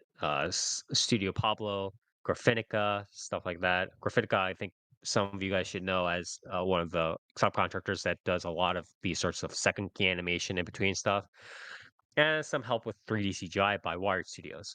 So the general staff is um it's headed. The director is it's headed by Yanagi Shinsuke, who is a longtime veteran and he's one of the pillars of Project Number Nine. He's been in most of the works as either as like assistant director, as chief animation director, as director and stuff like that. And he's gathered this sort of motley crew of a mixture of sort of Project Number Nine's Jack Keta Tomozaki, the crew that some of the crew that headed bottom tier uh bottom tier Tomozaki-kun, Jack Kata Tomozaki kun, plus some outside veterans from his previous work in stuff like Akasaka, Akane Yiro Somarasaka anime adaptation, plus some, staff again from some of the subcontractors like Studio Pablo and Graphinica and so on. So it's a relatively ragtag crew. They have quite a decent amount of experience. So obviously they're solid people, but it is a little bit from everywhere, from all corners of the earth, essentially. So, going over the voice acting or the say list real quick here. It is the two main characters, or two of the main characters, uh, Sakiawe, the main heroine, or Aoi is voiced by Sekine Akira, who you kind of should have heard of in this podcast in itself, because she also voices one other series this season, or one of the main characters in another series this season, Alfaria Alvis Serfort in Wistoria, which Toast covered just now, as well as Sora in the Precure All Stars movie, and Charlotte and Princess Principal, one of the main characters. So she's an up and coming. Obviously, she's already done about a lot of decent amount, at least a few main roles here and there. She's gotten a decent amount of supporting roles. Hoping for a big breakout role for her soon. She does a very, very good job of acting in this as this sort of the young, energetic girl young, energetic, sort of innocent girl in a sense, until more character development. And she does like a lot of these like screams and like very, very frequent voice cracks, which you don't like when voice actresses and actors are usually voicing characters and stuff like anime, right? They try to do like very smooth voices.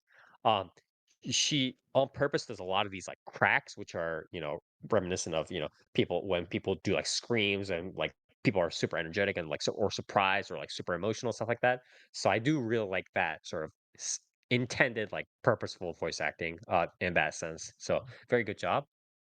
The other sort of part of the, I want to say not newbie, but like new and upcoming cast is Umeda Shuichiro, who voices sort of the main cross-dressing main character, Hanaoka Makoto, in and Umeda Shuichiro is also voicing, I believe, Jogoro, the main character in the Shoshimin series for this season.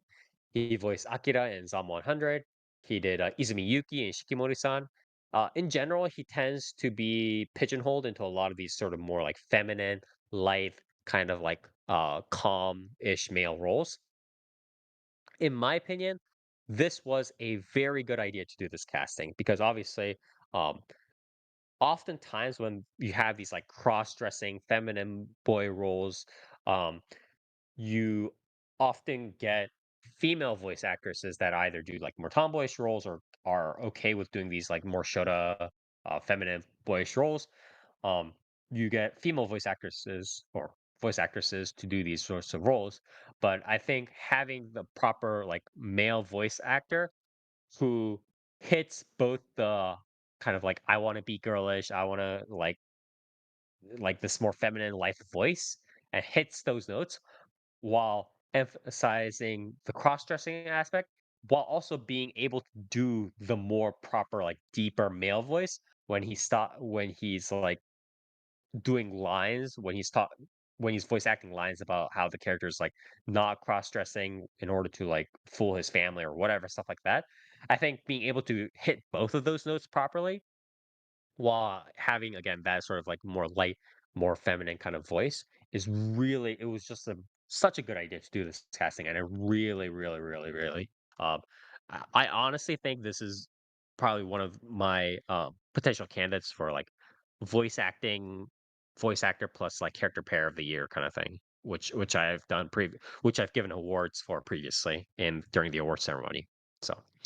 The other supporting members are obviously run by a bunch of A-listers, names that you have probably heard before, or you should definitely have heard of before if you have watched any really uh, anime even semi-regularly in the last couple of years, 1 to 3 years.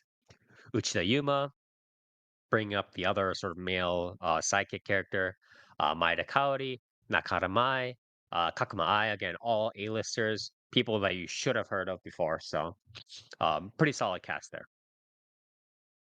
Going over OPED really quickly, both opening and ending are composed by a male composer slash singer slash Vocaloid producer called named Kujira. The opening theme is called Wagamama, and I think he is the one singing it, and it's sort of this standard jazzy male vocal K-pop or sorry, J-pop, excuse me, with a solid sort of minimal instrumental backing that's mainly centered around the guitar bass lines. This is quite similar to a lot of Kujira's other songs, especially when compared to stuff like his one of his songs like where it's like Hikari wo Tameru, I believe it's called, where it's very centered around those like guitar minimalist guitar bass lines. Um and he kind of lets the uh his vocals kind of take the lead and kind of carry it through. It's pretty good. I also really like the storyboarding in the way the silent story spoilers and the progression that's like shown in the OP visually. Um, the only issue is obviously I think the animations, like both the static frames and the transitions were a little bit rough around the edges at times. I do think this is more of a budget issue than anything, but overall, I really did like the opening. It's pretty good. Definitely solidly above average. I'm not sure whether I would say like a masterpiece or anything like that, but I would definitely recommend watching it at least once. Um, the ending theme, it is "あれが恋だったのかな?" And it also features a female vocal, Nishina. And again, it's also composed by Kujira. It's a little bit more of like an upbeat J-pop song with heavier lean on the instrumentals, much more standard kind of thing. Female vocals, sad lyrics, obviously as expected from the title. Um, Relatively nondescript visuals for the ending, nothing kind of too remarkable. This is also very much within, I would say, Kujira's wheelhouse as a composer and vocal piece. So, it was what it was. I think it's a pretty good song. I like the song, but it is quite within kind of the standard range. Audiovisual overall audiovisuals wise, first off, I guess the 3D was generally mostly limited to basic background objects, which is fine. The still frames, still shots were mostly fine and pretty similar to the manga original's art style without too much dilution. Although Palm's art style in itself was not like super complex. It's not like berserk background kind of stuff where it's like you're like what the fuck kind of business. The original art style was not super like complex and heavy, line heavy. So um, they did a good job of transitioning it over. They also did a very good job with like the static models during these sorts of like panoramic shots of like the main character kind of interacting with the other characters, or like just the shots of like the Otokonoko kind of like taking the clothes off or whatever, stuff like that. So obviously they know where the money lies. I want to say. The visuals often change to this like secondary form, this more simplistic caricaturistic style during more comedic scenes, which I think was very good, and it shows this and it creates this proper delineation or transition between scenes, between comedic and serious scenes. Um, it is obvious. It is obvious. Yes, it is like, oh, this is a comedy scene now, kind of business. But I do think it does a proper job of delineating, and I think it adds to the visuals, even if it is not subtle, which is again sort of supposed to be the point. Overall, obviously, again, not too many like frames during animations, like running around and stuff like that. But this isn't a series with a lot of moving around and action in the first place. When they're doing like these sort of like near end of episode kind of dramatic running or stuff like that, they do put in enough frames for it to not look like a PowerPoint. It does work out overall, but I guess obviously there are budgetary restrictions. They can't make every scene look like it's from Demon Slayers, so just be aware of that. Uh, BGM wise, I would say it was a suitable OST, but a lot of it is pretty noticeable, both in terms of how the BGM was set up and also the mixing, the sound balancing, where the BGM was relatively loud compared to the voices. So I this is not necessarily a positive thing. I think it was a little bit noticeable, and you don't necessarily want the BGM to be that noticeable when the characters are kind of monologuing and talking and stuff like that. So I guess that's sort of a thing. But I think overall audio visuals were pretty serviceful for what it was and pretty decent. So I don't really have too many complaints on that area. Now over to the story, which is sort of the important part, right? Uh, so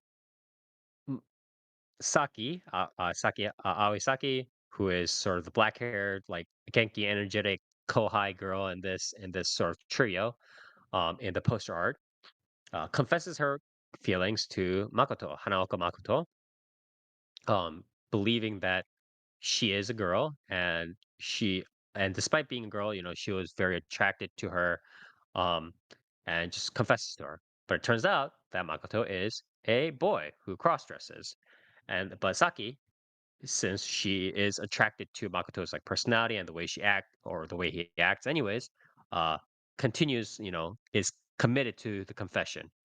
And then later on, they kind of do like the whole like, oh, are you sure kind of thing? Are you sure you're in love with me? Yes, I'm sure, I'm gonna chase after you, blah blah, for a while. And then a third character, Ryuji, sorry, Taika Ryuji, who is the voiced by Uchida Yuma, who is also the childhood friend of Makoto, has been with him for quite a while and has been through with his when he's encountered some uglier situations in his past and stuff like that.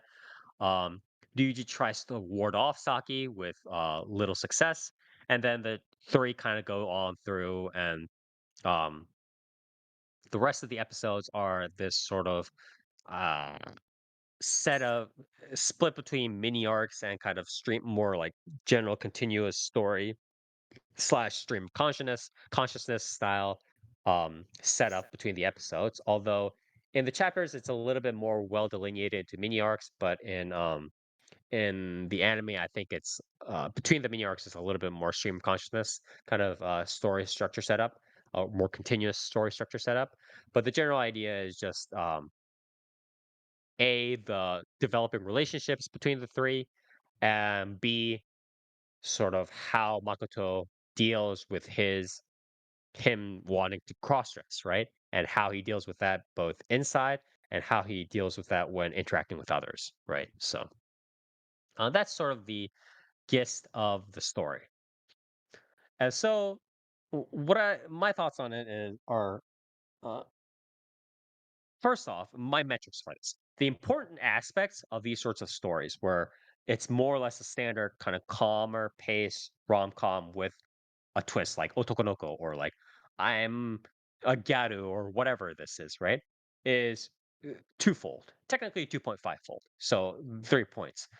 First, in my opinion, one of the more important points is v- we have to look at the balance between the different parts of the series. So in this case, it'll be the balance between the standard sort of rom-com slice of life, so how they all interact, being standard characters in fiction, standard anime characters in fiction, right? Just joshing off each other, just going on trips, how they interact during the school fair or how they interact during standard slice of life events. That has to be balanced versus addressing the otokonoko aspect, right? Because senpai, the cross-dressing senpai thing sort of is the elephant in the room, and that is the meat of the story, and that has to be addressed. But it obviously has to be balanced screen time wise with the rom-com part, because the rom-com part also does exist. So that's the first important point. The second important point is how exactly the otokonoko aspect is addressed, right? The senpai, sorry, the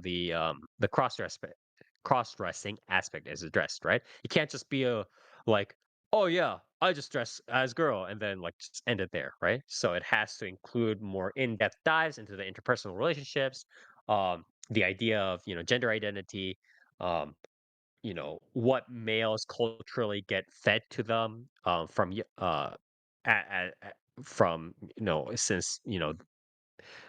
since childhood, and how they either accept that culture or reject it, stuff like that, those sorts of conversation. um it is important to note that obviously these sorts of conversations and like how they interact with outside people will overlap with the rom-com part of the series, but that's part of this sort of challenge, right? Just being like, I'm a cross-dresser and I think about these sorts of like concepts and how I'm struggling with this, but that also affects the rom-com relationships in the actual series. So that's number two. And the third point, which is not as important, I think, initially in the metrics, is how the external rom com parts of the story pan out. So what I mean by that is um, the daily lives and the school lives of the general cast, as well as how they bounce around the MC when they're not talking about Otokonoko stuff, when they're kind of just talking about like fishing or again school fair or just doing like slapstick stuff. Um, I think that's not as important, but still kind of part of the overall metrics. So that's sort of the 3 points that I'm thinking of. Again, the balance in screen time, how the cross-dressing aspect is addressed, and how the rom-com part is addressed. This being said, I did just mention that the rom-com part, in my opinion, in the initial metrics, is not as important. I did say that, but I think in this story, the both the screen time of how the rom-com versus the Otokonoko stuff is handled, as well as how the rom-com stuff is handled in the rom-com slice of life stuff is handled in general, is just not done very well. This whole like I like the main character, and then the main character goes, I like the main hero because she's so open about herself. These sorts of lines and actions are um, kind of elementary school level, elementary sophomoric, I wanna say. It's very kind of just straight across the bow. It's very, like, not developed, Is um, the and the I way will I did yeah. want to ask about that though. Like, is it like kind of like oddly like toxic feeling? at all with the main It's heroine's not like toxic pursuit feeling. of It's just him? Okay. not. Because like from the It's premise, more it just sounded like like, ooh, this is like It sounded a hella bit more. toxic, bro. yeah. Yeah. It's more just like the character, the female heroine is there, and it's set up to trigger this general set of story developments where it leads to the main character talking and dealing more with the Otokonoko stuff, right? The cross-dressing stuff. But the female character isn't really well fleshed out either as separate character or as a character that properly interacts with the main character as well as the other characters. I know that there are developments later on in the manga that hasn't been covered yet in the anime, but I read some of those developments. I wasn't necessarily too impressed by them. Um, and a lot of these sorts of lines, again, like I like the protagonist anyways, or I like the crossdresser anyways. Again, I like the main hero because I can't just help but see that she's so open and she's so willing to be, engaged with me, blah blah. Blah. And these lines are not very well set up to properly progress the story and develop further into um, how the main character thinks about cross-dressing and how that cross-dressing life interacts with the other characters. So it's not really meant to delve further into that. It's just meant to be like, hey, rom-com, I'm here. Main character loves the main hero, and main hero really likes the protagonist. Boom, that's it. And it's not very, again, it's very underdeveloped. It's like raw. It's fucking raw, full Gordon Ramsay style. And yeah, so they're kind of thrown in here and there to maintain this sort of like bare skeletal structure, I want to say, of a romance. And so that makes it obvious that this romance part really is only there to sort of quote unquote support the cast from not falling apart. So the cast then can the cast then can continue this narration slash exposition of the main character and how he feels about being a crossdresser. So the cast is kind of there just to kind of prop up this otokonoko aspect, which is like reasonable. But the fact that like it seems reasonable on paper, right? Like story structure wise, it's like okay, we have the cast, but the cast is kind of there to feed into this like cross-dressing theme, and the conflict, and that seems okay on paper. But when you actually put it onto the manga story, and the anime storyboarding and stuff like that, when this rom-com aspect is noticeably threadbare and this underdeveloped, and this is kind of similar to how Palm um wrote out her some of her other series, like her Menheta series, right? This kind of puts this sort of glass ceiling on how high I can rate the series or how good the series can be, in my opinion, due to the fact that while yes, the rom-com is supposed to ultimately support the Otokonoko discussion part, right? The cross-dressing discussion part. Yes, it is supposed to be a support, but it is still supposed to be a central part of the story. Because if it's not a central part of the story, then it's not if it's not a proper driving factor of the story, the the further discussions about him cross-dressing would not come up as much because he wouldn't be interacting with the rest of the world, the rest of the cast as much. Right? Like, does that make sense? Like the rom-com has to be this driver for the Otokonoko discussions because the Otokonoko discussions can't just happen out of thin air. It happens because of the rom-com developments. So, um, that being said, this underdevelopment of this initial rom-com part that's not as heavy on the Otokonoko, the cross-dressing themes, hinders the later on exposition and narration and development of the cross-dressing gender identity whatever discussions because it doesn't drive the story as properly. So I know again it gets slightly potentially better in episode 4 of the anime, and I know that there are some slight developments later on in the manga, but it's not something I was particularly impressed by, and it's certainly not something I had high hopes for in the anime adaptation in terms of that sort of rom-com developing. So I think I was a little bit disappointed by that. I think it needs to be a little bit more developed properly. Um, so as for the Otokonoko slash cross-dressing part, I think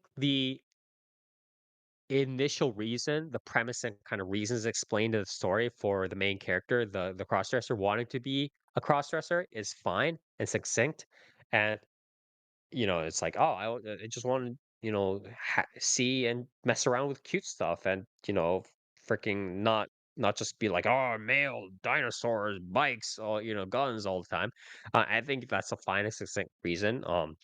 And it is also one of the standard reasons that you do hear for people doing, more, stuff like cross dressing or more, getting into more quote unquote feminine hobbies, right?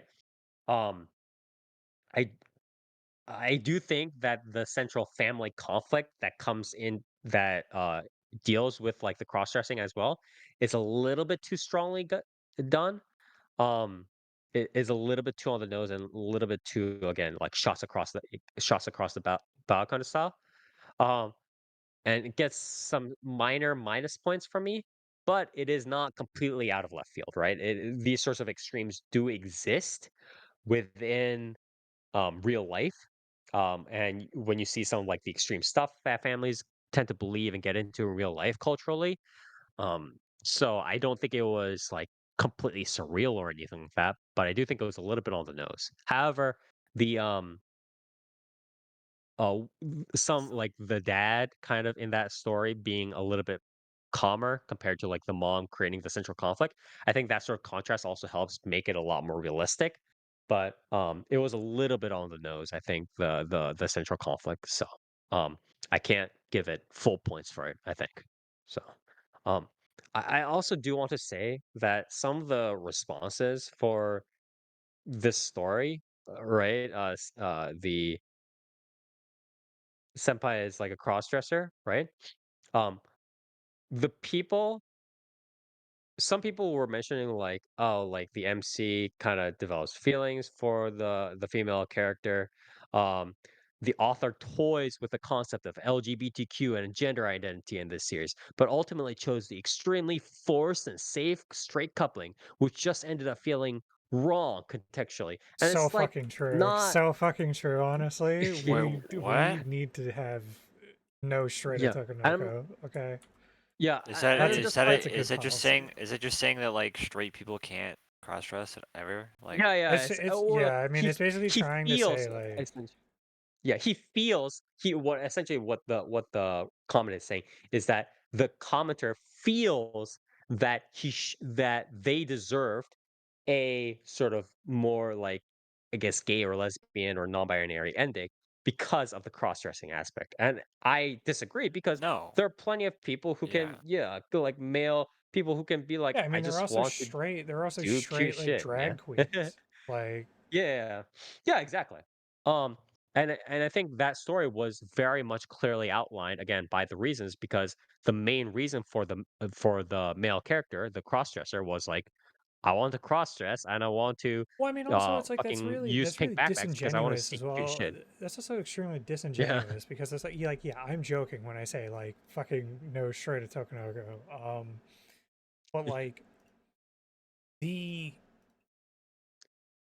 yeah, okay, the author is still going with an LGBTQ story because the main character's still queer at that point. Like they're still hmm playing with gender. Like they're like Yeah. going outside of gender But norms. that They're doesn't fucking yeah, but cross it also dressing. doesn't Like mean like he that just still needs to makes them immediately in the match with like the LGBTQ. They male could still character. be like Yeah. they still be Yeah. attracted to women. Like Yeah, Yeah, yeah, that doesn't exactly. pass the purity that test, doesn't I'm make afraid. yeah, that doesn't make them not queer. Like you would not see a drag queen and be like, "Oh, dude, He that person's has to not a part kiss that the person's dude, not a part yeah. of the Yeah. LGBTQ, I guess, because Yeah. they want to have sex with women." It's like, Yeah. no, or be in a relationship with women. Like that they're still they can still be active in the LGBTQ. Like Yeah. And again, it's like very I think it like the like I just want to freaking mess with cute stuff, which was a very clear reason that was outlined for the story. Like the character literally is like literally has continual flashbacks and says to himself in monologues like, "I just want to cross dress because I want to mess around with cute stuff because I like cute stuff, bro." Like that's like the reason. And there are examples of it in real life, right? Like even there's like even a super powerful or super popular YouTube channel over on the Japanese side. Hime is the thing, and I know Near and Dark, and I think Toast too knows this channel because I've linked it a few times. But Yeah. it's like that crossdresser guy who like has a really cute like female face and like does like gothic Lita and like looks like a female, a really cute female when he's like all through with the cross dressing and makeup, but he has the voice of fucking Takehito Koyasu. Yeah. Like he has the voice of Dio. And it's just like, Ine. what is going on? Yeah, Ine. It's like, I think people like that can absolutely exist in real life, and I think he was confessed. Yeah, he is pretty much like absolutely straight, humane as well. So I think it's a little bit of a wrong um kind of vibe, I want to say, to be like, Well, because oh, yeah, like uh, this crossdresser dude should have macked with yeah, the I sidekick think that guy. person is Yeah, falling into a really really like surface level sort of like idea of what queer bait, like what queer baiting yeah, yeah, is, and yeah, it's like yeah, yeah, this yeah, is not like what queer baiting is, because this is still technically like queer because it's cross dressing. Like this is still yeah. it's still presenting like outside of gender norms, Yeah, so but it's it's not not. queer enough, Sweaty. Yeah, hey man, would it be dope if it was like, no, I don't like the maid heroine. I'm getting together with my childhood friend. Yes, that would be cool. Um, but, hey, listen, we can't have Yeah, everything, okay? yeah. But yeah, I think overall I think the Otokonoko part, the cross-dressing part was decently well handled, although obviously it's not some like super deep exploration. It was a little bit more like surface level skin deep. It was fine and succinctly kind of wrapped up. Um Overall, I do think this was kind of a decently okay romp with mostly reasonable, if a little bit too kind of skin deep surface level cast that talks about, the idea of cross dressing and dealing with these quirks versus people who maybe don't want to see that sort of stuff, or people who kind of struggle with, like, I want to cross dress, but society is a little bit like, oh, I don't want to see you cross dress, stuff like that. So, kind of dealing with those sorts of like mental aspects, right? Um, but obviously, the major flaw is that the rom-com part of it, the rom-com slice of like interaction part of it, leaves a bit to be desired, and that again kind of hinders the later on cross-dressing Otokonoko um, interpersonal relationship discussions, which is really unfortunate because I think if that rom-com, if the cast part really was properly developed, then that sort of cross-dressing deep could cross-dressing discussion could turn into a deep dive, and the series would have really kind of flourished. But it is a little bit flat. It is a little bit surface level, as it is the case with, as was the case with some of the previous series written by Palm. Again, a little bit unfortunate, but I do think it is pretty decent overall. A decent kind of watch if you have time. I would probably rate this probably a 6 out of 10. I do think it's above average, but I don't think it's like, wow, it's not like making my eyeballs pop out or anything like that. So, again, decently okay watch. I guess check it out if you have time. So, yeah. That's all I had to say. Again, this series is Senpai wa Otokonoko, or my cross-dressing senpai, I think is the localized title or whatever it was. Again, done by Project Number 9. Manga original, so check out whichever format if you have time. But yeah, that was my review of Senpai wa Tokunoko. And last, and definitely not least, we come to Near. You have quite a Wow. name for us. Yeah, so I watched Tensui no Sakuna Hime, also known as Sakuna of Rice and Ruin. Um, Sounds familiar. yeah, this is a video game original. Um, Hmm.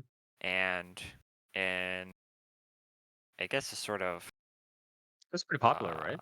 yeah, a sort of interesting twist. The video game in question is not a gacha game, believe it or not.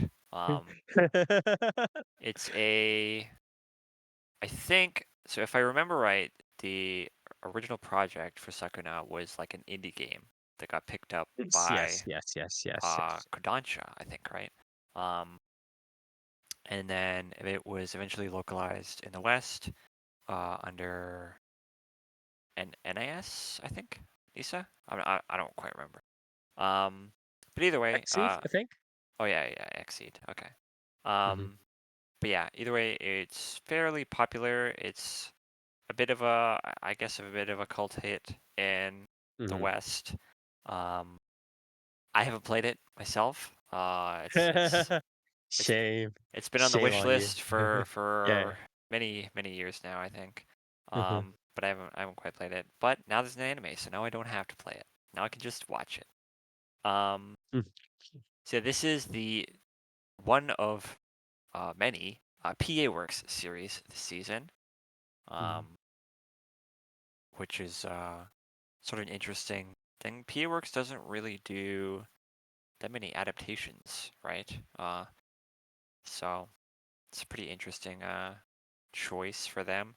Recently, they've done Paripikome, Skip and Loafer, Akiba Maid War, um, among others, like Day I Became a God and the Aquatope on White Sand. But we don't talk about those. Basic premise is Sakuna Hime, who is the sort of delegated goddess of harvests, is sort of Mhm. resting on her laurels in the I forget what they translate to, the lofty lands or whatever, but basically heaven, right? Um, Mhm. she sits around, she drinks sake all day, and basically she's like she doesn't do her job essentially, right? Mhm. And then one day, a handful of humans wanders into heaven via the heavenly bridge that just appears out of random for no reason. Um, and they cause some mischief, and they end up essentially blowing up the stock of rice that's used as tribute, basically, to the gods that Sakuna Hime has sort of been resting on her laurels from. Mhm. Um, and then she gets cast out of heaven and sent to the Isle of Demons, where she then has to sort of um, do her job, basically, be a goddess of harvest, plant rice, and then there's some mystery stuff going on with the island as well as to, why are demons, constantly spawning from this island, even though it should be under like control of the gods. Um, Yeah. Sakuna Hime's parents also disappeared on the island as well, so there's a bit of a mystery there. But for the most part, it's a pretty, well, I'd say a very slow-paced sort of um, farming slash, The Slow uh, Life Farming series? yes, very much so. So if you don't know, the game is effectively Yeah. a mix of a farming simulator where you're Yes. managing your rice paddies and stuff, and it's also got a sort of side-scrolling sort of Metroidvania platforming aspect too, where you go out, you hunt monsters and you gather Yeah, materials I and thought stuff. that would have been the focus. Yeah. So the main focus, at least for the first like 4 episodes, is essentially obviously the setup, right, in the first episode, Yes. and then the next few episodes is sort of setting up the rice paddies. It's a shitload of farming trivia, um, a little bit of hunting here and there, and slice of life like character interactions and sort of them, the characters sort of having the initial friction between them due to the circumstances that they're in, and then sort of coming to uh, understand each other and work together. But Mhm. yeah, this is a very slow. This is very slow life series. It's very cozy. It's very chill. Um, it's pretty good, I'd say overall. Um, Is there this is 12 episodes, right? uh, Um Mal says 13, but yeah, basically a 12 yeah, episode format. 12 plus 1 whatever. Yeah. The standard. Um How is this series gonna conclude, do you think? I really don't know because again, I haven't played I haven't played the game.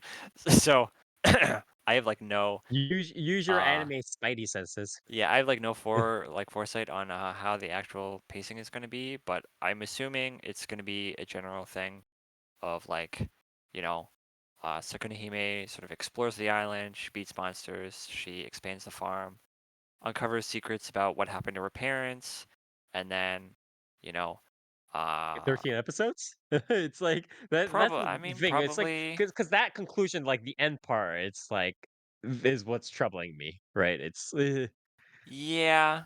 Um I'd say cuz in the fourth episode, they work through like the dungeons pretty quick, right? Like they don't really focus okay. too much on like the fighting and stuff like that. Um, it's very much kind of just like yeah, boom, boom, So you boom. think it's gonna you think they're gonna run obviously they're gonna do some dungeon stuff, but it's like they're gonna run the or sorry, not dungeons, but like the monster hunting stuff on the side. But they're going to after that they get that out of the way, they're gonna have sort of the farming shtick on the back burner. Like they kind of show the farming stuff, but not as much, while the majority ends up being like story exposition. Is that what you think Probably maybe could character happen? Yeah. interactions, Yeah, story, yeah, yeah. like plot progression. Okay. Because a lot I assume a lot of it's gonna be individual character backstories and sort of Yep. Yep. you know I guess character developments for each of the supporting casts, stuff like that. Mhm. Sakuna Hime sort of learning lessons from each of their individual experiences and their, um, proficiencies or whatever they're good at on the Right. island, stuff like that. And then sort of through that, because initially she has sort of a disdain for humans, right? And like as God, she sort of Mhm. sees herself as above them, right? And then Mhm. I'm guessing as she works with them more, she's, becomes uh, a bit more soft and a bit more, human herself. Um, and that in turn lets her be more in tune with her role as, a goddess of the harvest, which is Mhm. effectively like her role is to, help humans, right? Um, Mhm. and just standard stuff, right? And then through that, she'll probably In terms re-earn the of the graces of the general gods and get back into the highlands. Although yeah. she might, maybe it'll be like one of those endings where it's like, well, I'd rather stay and be with the humans or whatever, like that. Yeah. But Is the main focus on like at least with the anime obviously, the game I'm not sure about the game but is the is the focus on the change in Sakuna's kind of personality and view on the world, or is the focus mainly on her kind of figuring out how to, um, write all these the fucked up shit that's happened so far, or is it like a balance of both? it's a bit of balance. I'd say right now because the first few episodes again, there's like it's mainly like Sakuna getting humbled, right? And then her sort of accepting the Hmm. fact that she's going to have to be doing most of the work around uh the farm because she's a goddess and Hmm. most of the humans she's taking care of are children. Yeah. And like the two adults are like pretty clumsy. They're pretty sort of naive themselves. Um, so she has to sort of essentially take care of them, right? Hmm. Sort of like teach them how to do, whatever they're good at, right? Um, Hmm. so initially there's some friction there because, Sakuna Hime is like, she's spoiled, right? She's a spoiled goddess. So she's not used to doing work herself. So she's sort of trying to delegate jobs to the other people, but then she's not like, teaching them how to do stuff. So she's getting mad at, you know, whatever, they fuck up with and stuff like that. So there's some initial friction and then there's, the sort of bonding experience afterwards. And then, yeah, but a lot of it's Hmm. focused right now on the characters. Um, again, there's quite a bit of farming trivia, like rice farming trivia as well. But Farming trivia. Okay.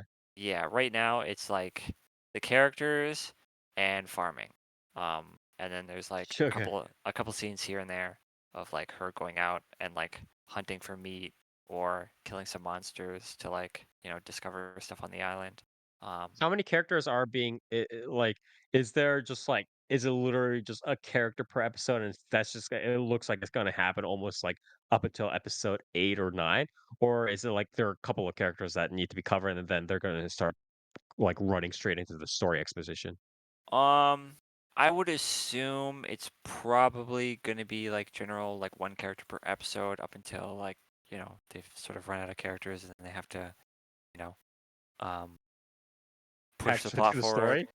Yeah, Yeah, I actually, mean, push. Yeah, progress. Yeah. I'm assuming they're probably gonna manage to, progress a decent amount like within the background, right? Because Uh-huh. obviously, the more they explore the island, the more the farm expands and stuff, the Mhm, more like the mystery of the island gets revealed as well. mhm. And then the character stuff is going on as beside that. It's not like the whole episode takes like main focus is on one character. Yeah, the balance Okay, is okay, okay. the balance is pretty decent, I'd say. But yeah, I think the main structure is probably going to be like one character has sort of an issue, and then they work through that while also tackling whatever else is going on the island. Um, Okay. but yeah, um, but yeah, there's a lot of trivia in this, like a lot of farming trivia, a lot of Mhm. and a lot of it's um like feudal farming trivia, like how they used to, you know, Oh, like uh, cycling crop cycling and shit like that, yeah, or like like what? or like Yeah. the idea of sort of um like how I forget how they word it, but it's basically like the sort of premise that it takes 9 people to feed 10, right? Um, Oh, okay, okay. yeah, like the idea that like farming rice fucking sucks, basically. Um, Yeah. and it's a lot of fucking work. And like, especially when you're doing it by hand and you're like tilling the field with a fucking shitty, like wooden hoe. Um, and like, Do they show like all of the farming like process and stuff like that, like the animations and everything, or what? yeah. So like, there's even Okay. like an entire scene dedicated to where like after they've tilled the field, they've softened the soil, they've filled it with water, so it's like a Mhm, proper like paddy, right? Um, mhm. they do a scene where it's like Sakuna Hime should be the first person to plant like the first seed, right? The first like sprout. Um, and so she tries it and it falls over, right?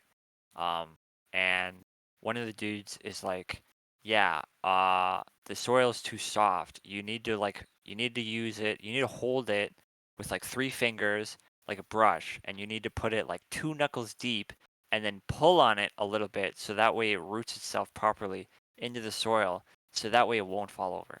And like, Mhm. yeah, there's a lot of stuff like that where it's like very, very specific stuff. Um, I like guess on even that note, yeah, where you're talking about like all these animations, and obviously they're kind of part of like the meat, or not the meat, but it's like a very like valuable part of the series, right? Showing like all the animations for the farming. Um, can you just cover real quick? These are done all in 3D, or what is it? What's the style? It's 2D. It's all 2D. It's all 2D? Okay. Yeah, I don't think I've noticed very much 3D CG. There's a scene in the first episode where Sakuna Hime is like dreaming. She's like in the middle of like a full, like bountiful, like rice field, right? Um, Yeah. and like the rice plants themselves are CG, Mhm. because she's in like this huge, like, almost like a Hoseki no Kuni, like a grass field, right? Like Yes, it's yes, fucking yes, massive, yes. right? So those are CG, but pretty much all the characters, I think even like the yokai and stuff that she fights, they're all like 2D done. Dang. I haven't noticed too much CG. There's a little bit here and there, obviously, um, Yeah. but yeah, it's mostly 2D. Um, It is. I mean, it is PA Works, but and they probably did get quite a decent amount of money because like the higher ups were probably like, "Wow, you're doing it off a hit indie game. All right, we'll give you all the money." Like the Yeah, VCs probably came in or whatever. But still, like I'm surprised that they all just like committed to just there is running everything. yeah, just going over the staff real quick, there is actually quite a lot of talent on this as well. Uh The director is Yoshihara Masayuki. He's kind of like a industry like old head, right? Like he did yeah. a lot of animation stuff on the original Yu Yu Hakusho, and then he moved on to Production IG to work on Wow. the original Ghost in the Shell movie, along with the Jinro movie. He's also Uh huh. done storyboarding and episode directing for Ghost in the Shell standalone complex. He Damn. then, I think, with his sort of Production IG like ties, I think he was one of like the first like founding talents of PA Works. Um, Oh, he okay, worked okay, on okay, he worked okay. on Another. He was director for Uchoten Kazoku, both seasons, um, Hmm.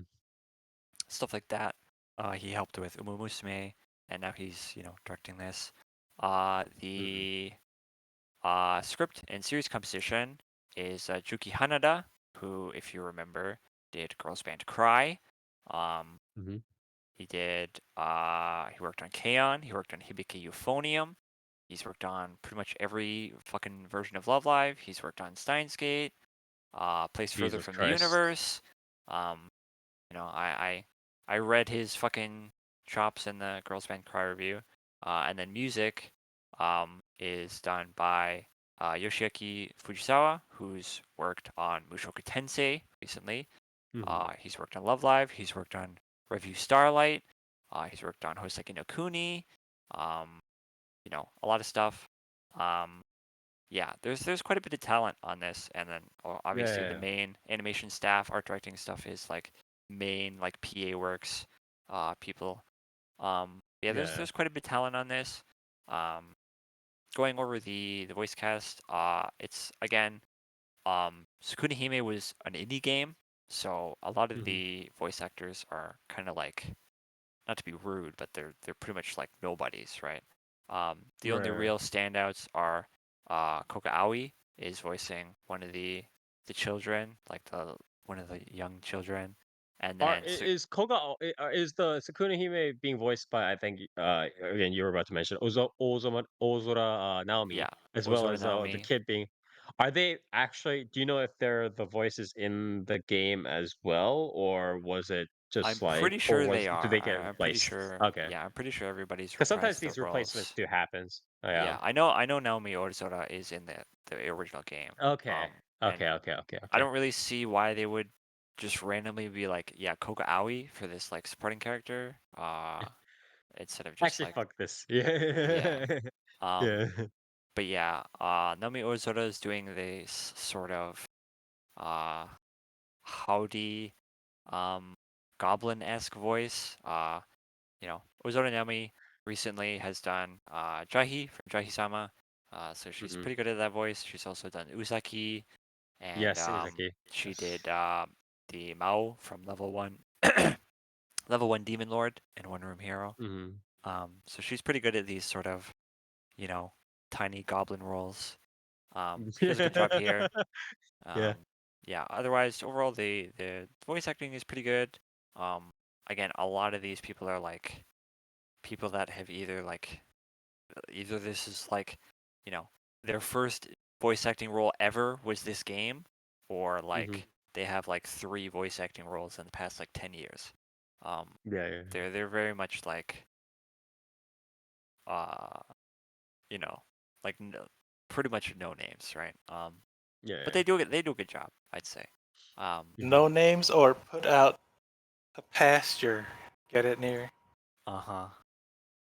Um, but yeah, as for audio visuals, I'd say overall, again, this is PA Works, right? So you expect them to be good, just in general. Um, I'd say they're solid. They're essentially exactly what you'd expect for PA Works. Pretty much all of the animation is super consistent. The art style itself is nice. It's good to look at. The colors, I kind of wish were a bit less flat. I think some of the coloring is a bit flat. Like it could use a bit more shading, I guess, in some scenes.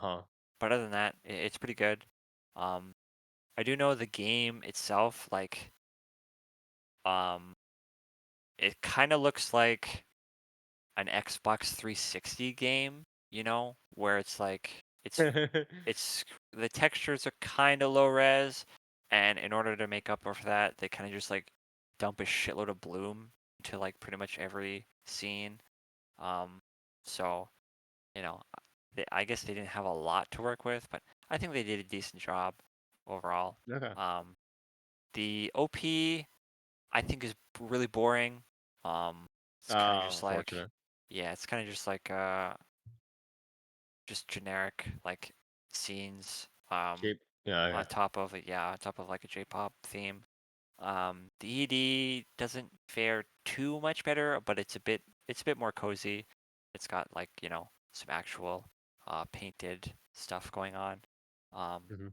But the OPED is they're a bit generic, I'd say. Yeah. Not remarkable necessarily. Yeah, overall, I'd say the audio visuals are solid. The Mhm. music itself, I'd say is quite good. It's Mhm. very flowery. Um, Mhm. it's very much sort of suits the. It almost reminds me of sort of the Strangers soundtrack, if you remember that movie. A lot of Yeah. like woodwind flutes, a lot of Yeah. xylophones, stuff like that. It's very That um, it's very reminiscent of and it's probably like pentatonic scale as well. That's a very like Wahoo like Japanese kind of like evocative kind of yeah, for sure. kind of BGM. Yeah. Yeah, Yeah. and it does a good job. Um, Yeah. yeah, overall, You know, solid audio as expected, visuals. as expected of PA Works, right? It's like Yeah, PA for with sure. PA Works, like with stuff. It's like with what is it, fucking Glassless and Akato. It's like the audio visuals were not part the reason why we were complaining, Yeah, for right? sure, Like for so sure. to put it for sure, yeah. So Yeah, they do yeah, a good job. Um, yeah. but yeah, overall, I think this is a pretty solid series. Um, Hmm. I again, I can't really comment too much on like how well like it is in terms of an adaptation. I have been trying Hmm. to read around for opinions. I've seen the only thing I've seen that like one person I saw complain about is there's a scene in episode 3 where there's sort of Hmm. like friction between the characters sort of reaches a breaking point. And Sakuna Hime is like, fuck this, I'm out. Like, I'm just gonna leave, right? And she tries to take the boat and get off the island, and obviously Hmm. she fails, right? Um, Hmm. and apparently in the game, that scene is a lot more like explosive, right? Like it's very much more like, Emotional. yeah, Yeah. it's a lot more like I fucking hate you people. I'm out of here, right? Hmm. And in the anime, it's sort of like I'm just sick of doing this, right? Like I Yeah. don't want to do this anymore. Um, and I think that's probably more due to the fact that I don't know what time slot this anime is showing on, but this might be geared a little bit more towards a younger audience. Yeah, it's not a freaking 11:30 series, like Yeah. 30 p.m. series. Yeah, So they probably toned it it's kind down of for that purpose. yeah. But yeah, in terms of like adaptation, that's like literally the only thing I've seen somebody complain about. Mhm. Pretty much everybody I've seen said they're doing a pretty good job of incorporating like the game mechanics itself into sort of the visuals, like how like when she's doing the like monster hunting and exploring stuff, she has like this scarf that she uses as a grappling hook, which is like Mhm. one of the main mechanics of the game of like the platforming is that you have this grappling hook that you can send out. Um, Mhm. simple stuff like that. Apparently, Yeah. some of the moves she does to like beat the monsters are like actual skills that you can do in the game. Stuff like that. So, Yeah. um, overall, I think it's a good show. It's definitely worth checking out if you want something that's more slow life. You know, if you aren't getting your fix of I was reincarnated into another world and I invented fried rice. Um, Yeah. maybe check this out. I guess. I think it's good. It's not Yeah. too often that we get like video game adaptations that are, not retarded, like God Eater. Oh my god. So yeah, That's a name I haven't heard in a while. But yeah, I like how this this show got this poor show got a 6.5 on Mall, while yeah, Wistoria got an 8. That's yeah. a little bit I'm unfortunate. not really sure why. Uh, I think it's probably because the first 3 episodes do focus on sort of the friction between the characters, and oh, okay. it's very easy, in my opinion, to sort of see Sakuna Hime's point of view, where it's like everything is sort of being hoisted on her, and it kind of seems unfair. Um, Hmm. and in a way, it is, but also she's a god of harvest, right? And these are Yeah, like things the whole these are point, things that they're like, she has yeah, supposed to have been doing for years, yeah. right? The whole reason why the problem has started up is because of, yeah, Yeah, yeah. her not So, doing God things. So, but yeah, okay. overall, What, I probably give it. I probably give it a 7.5. I think. okay. I think that's fair. But yeah. Right. Pretty good. Well, So again, thank you who very is the rice and who is the ruin near? Is she the ruin? Is she the god of plagues as I think well? what she caused was probably part of the ruin. Yeah, I think the ruin is probably has something to do with the fact that demons are spawning from the island. And then Yeah. the rice is the rice that they're planting. I think. Yeah. Just a guess But though. yeah. But yeah, thank you very much, So Nier. you're This saying the final antagonist is evil Sakuna? Violet I, Sukuna. for Violet. all I know, it could be. It Hell yeah! honestly could be. Yeah. Violet Sukuna, yeah. But Instead of growing rice, anyways. she grows ruin in the hearts of men. Succubus style. But yeah, anyways, I do want to move on. Thank you very much, Nier, for covering Tensui no Sakuna Hime, also known as Sakuna of Rice and Ruin. Again, originally a game, an indie game that became later, fully published, um, and or by a proper publisher. Became an anime adaptation, taken under PR, the studio everybody loves and also loves to Mm. hate, PA Works. And yeah, they did a quite a decent job with the audio visuals. And if you like the game, or you want to check, what the game might have been about, please do check out Sakuna. All right. Well, thank you again, Nier. And we're going to zoom right on to the news as we are done with all 4 reviews for this episode. First off, all the AI news, something that everybody loves for sure. Real Coffee Entertainment revealed Generidoscope, or Gener AI-doscope, whichever you want to call it, a Wow. full-length original omnibus movie project completely made with generative That AI in a teaser trailer on Wednesday. That sounds awesome. dude. Could you The imagine film is watching like a slated fucking hour of AI like shit? generative AI. It's called Ugh. Omnibus, and it's just like Real Coffee Entertainment stated that the original stories were written specifically for the project, and all of the audio, video, music in the film are created using AI. Uh, Bro. Dude. This PV, dude. Holy Like some shit. but Oh, yeah, there's a it all PV? kind of Oh, I looks like gotta check that. it kind of looks. They all kind of look like. Excuse me, I have to sneeze. They all kind of look like. You know how you see videos or like ads for like Maya or like Blender or like 3D software Yeah. program? Yeah. It kind of looks like those like ads. Um, blah blah blah. Sony has been independently provide producing AI films since 2023. Yamaguchi started video production using generative AI this year. Blah blah blah. His short science fiction film named titled Improvement Cycle is competing in the new AI film international competition of the Okay, 2024 like Buchan. they call it international, but like, is it just a bunch of dumbass suits from Japan that are doing this? Probably. Like, Apparently, it's happening in Korea, which is even worse for me, to be Oh. honest. But it's yeah, like, okay, so that checks out, to be honest with you. Like, yeah, I feel like literally like the only places right now that I'm seeing are like I don't know. Like, I haven't even seen like a lot of shit from like China at this point. Yeah, I mean, yeah, I've yeah. seen shit, but I haven't seen like an actual like Yeah, it's because China's push of using like it we're for gonna fucking. use this. Yeah, China's using it for misinformation. They're not using it for Yeah. fucking Yeah, films and exactly. shit. What it should be used. What it was made for. I Okay. just, yeah. I mean, again, it's like I don't know. I think at least this is more innocuous because it's like they're kind of obviously treating it as like a novelty, like art film festival kind of vibe.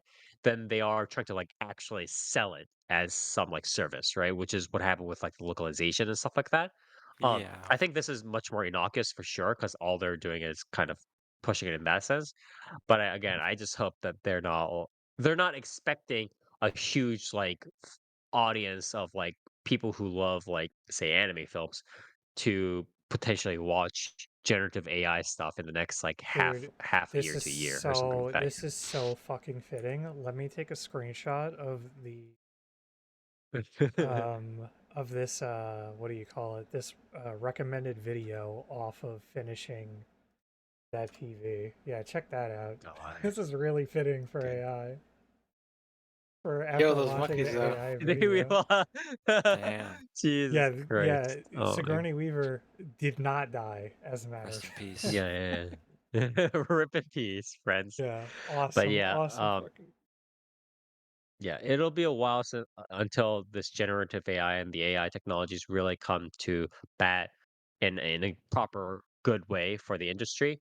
And I do hope that again, it is helpful, supportive to the industry workers. This is also a very important part, as well as at a level where it can be um, considered to be enough of a proper service to start replacing valuable parts of our industry and not just, yeah, oh, it's slop, but it's AI, so the companies want to push it. Like, that's not, we're not going to I want to mean, I watch that. also So, just, as we've always said. I'm just like entirely like kind of black on that aspect, just because like I don't see this ever like going very well. I mean, I think the best case scenario right now is that this shit flops like so fucking hard that like Yeah. there's no more venture capital that even wants to get behind it. I It just mean, kind I of think Yeah, the stagnates. issue is like the generative AI stuff is probably gonna get um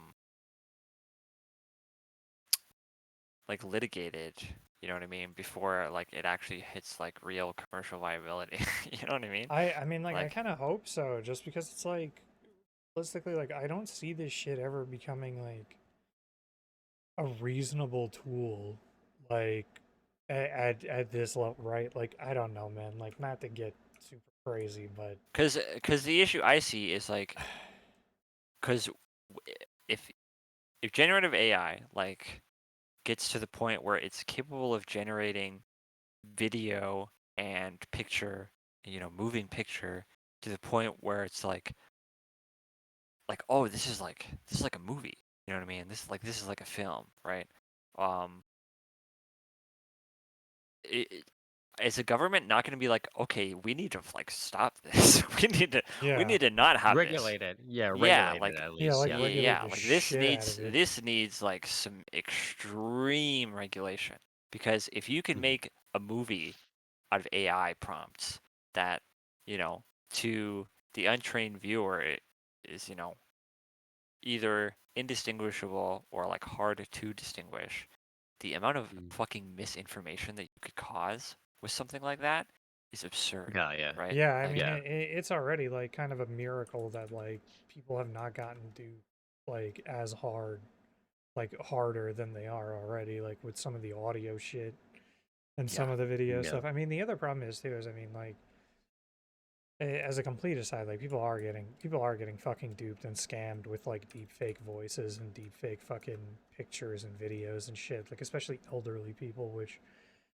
it would be nice if there was more, like would have been more like litigation like globally so that these things wouldn't happen. But Yeah. I feel like that's like kind of where this shit is heading, and then hopefully to the point where it just kind of crashes, where just venture capital can't possibly support the idea for a while. Yeah. It'll Um, need to be a really hard crash because elsewise, like if there's even a small hope, all these AI bros and AI venture capitalists will be like, but we can be the next big thing. We can be the next big thing, and I'll just be like, God damn it, guys, just yeah, stop. Yeah. Yeah. just that, and again, just the other thing I wanted to touch on was the idea of the like in-house. The other thing that I'm afraid of too is that even if this was like done properly, and even if this was done as like a proper support with like somehow no stolen assets, nothing like that, this was done as a proper support for workers. Um, the other thing that really concerns me is the fact that I do feel like these tools will be restricted to like in-house stuff, right? To not have, Mm. copyright infringement and shit like that, which means that the only people who are going to be able to like make proper use of these are going to be like large scale conglomerates that have Yeah. massive libraries. Yeah. Yes, So sir. Yes, sir. that's what's like And also have the really concerning money to me. keep proper like server storage and like proper like actual Yeah, to like store all that infrastructure. somehow. Yeah. Because like yeah, And like keep so the like keep the pipeline running. Yep. yeah, like obviously there would definitely be like royalty free ones or something like that that eventually pop up and shit like that, but I don't like I would be very concerned about like smaller scale companies just getting absolutely fucked by this, not having access. You know which companies are actually setting up to do this, by the way? The very same companies who are the publishers like Kodansha and Shueisha, who are continually like literally currently swallowing up all of the smaller studios to create like this one fucking huge company. Yep. Like that's actually what's Yeah. happening. They are Of setting up to course. try to do this too. But yeah. We'll see what happens, but again, hopefully it's not going to be something that harms either the industry workers, hopefully, or the customers at large. But anyways, next on the list here we have something an interesting pattern occurring. So there's a magazine by Shogak under Shogakukan called Show Comics, and this is mostly like kind of I think josei tor muke, so it's like toward or no, I think it's shoujo kind of series, right? Shoujo muke kind of stuff. But originally this is a paper magazine, and this was released every 15th of the odd number months, so every other month. And so they said that they were going to speed it up to a monthly release, but it will become digital only. So I think this sort of digitalization is taking an interesting path where now the digitalization process is becoming streamlined, which means that they can afford to start creating, more content and more releases on the digital side. Now, that doesn't mean that the digital platforms and like subscription models will be good. It's just that the digitalization has made some stuff easier for content. Next, some numbers here. Media news website ICV2 announced on July 15th that according to its estimations, comics and graphic novel sales went down approximately 7% in the United States and Canada in 2023. So it went from 2 billion, approximately 2 billion in 2022, down to 1.787 billion in 2023. Uh, Comic book stores saw an 8% decline in sales, while the book channel, which includes e-commerce retailers such as Amazon and Barnes and Noble, saw a decline of 7%. Um, blah blah. The website's analysis. Oh yeah. Additionally, comic books and graphic novel projects on Kickstarter saw a 30% rise in revenue and backers in North America 2023. Um, so the website's analysis based on blah blah blah blah. Yeah, sales figures of school book fairs and Kickstarter. I see. Yeah, this is the big part. Or this explains pretty much everything. Uh, ICV2 explained that its biggest change in methodology for the 2023 results is that the company has stopped reporting on download to own sales of digital comics. So yeah, essentially like this Okay, all like of what? the data is telling you is that the physical sales of like comics and stuff like that is decreasing in America, just as it is decreasing in Japan, right? The same as well. And so it's pretty much all getting replaced with digital comics and copies Are essentially, we talking which is comics or manga? There's a difference. for the Physical United books. States, yeah, physical. So, it's pretty much all comics and graphic novels, which include manga as well as American based comics. But there is just like an overall decline in those. So again, that mainly is, or not mainly, is pretty much purely explained by the whole like physical copies going away more and more. Also, if you look at the graph, it's also Mhm. like, you know, I wonder what caused such a huge spike between 2020 and 2021. Yeah, exactly. I don't know. I don't know why VTubers. I don't know why so VTubers many near. people would be buying forms of entertainment like comics and Yeah, manga. exactly. I don't know what It's happened. basically. That was when the VTuber boom happened near. That's why everything's going digital. No time to go. No time to read I don't think manga that's why it does. I don't think that's why. when you could watch VTubers instead. Uh, Next on the list here, and this is a little bit more somber news, and we covered this before. Um, so a continuation on the incident of Ashihara Hinako as well, and her Sexy Tanaka series live action, her involvement with the live action Sexy Tanaka-san series. Obviously, she was the author of the original manga Sexy Tanaka-san. Um, Ashihara Hinako had, as we covered before, died in an apparent suicide previously, due to major conflicts that she had, both communication and just the fact that the live action producers and people wouldn't listen to her properly. Um, so there was a huge backlash, obviously. And so the TV network related to her, NTV, announced new guidelines on Monday for live action adaptations of original works following the internal investigation into the circumstances surrounding the live action Sexy Tanaka-san series. The guidelines outline four main points to address: production process, safety, social media policies, and human resources. NTV will focus on overhauling the adaptation process with a focus on the pre production phase. Staff will gain a deeper understanding of the worldview and setting of the work through online meetings with original creators. 1 year prior to the start of production, staff and original creators will collaborate on a production plan. Staff members will also consult a discussion guide when communicating with all parties involved to streamline the production. Blah blah. This company will also reveal the work and staff recruitment process to ensure no excess workload, communication and transparency. Blah blah blah. Or what is it? Uh, will ensure all staff and productions, including those outside of the company, are familiar with the NTV social media policy, which includes points advising caution on using social media. The company will establish a social media crisis response team for addressing emergencies that arise, including measures that protect staff who experience harassment online with consultation from medical and legal professionals. Well, I mean, the problem is not on your side. It's on the side of the authors that are getting, their fucking work screwed. But Yeah. uh, you know, obviously they've said they're doing all these outlines, but we'll have to see if they really properly carry it out. So, we'll see. Again, it's better than nothing, I guess, but they actually have to carry it out. That's the important part. And it, they can, a big thing is obviously first, other places that are not Nippon TV Holdings have not made these sorts of processes, right? More rigorous processes.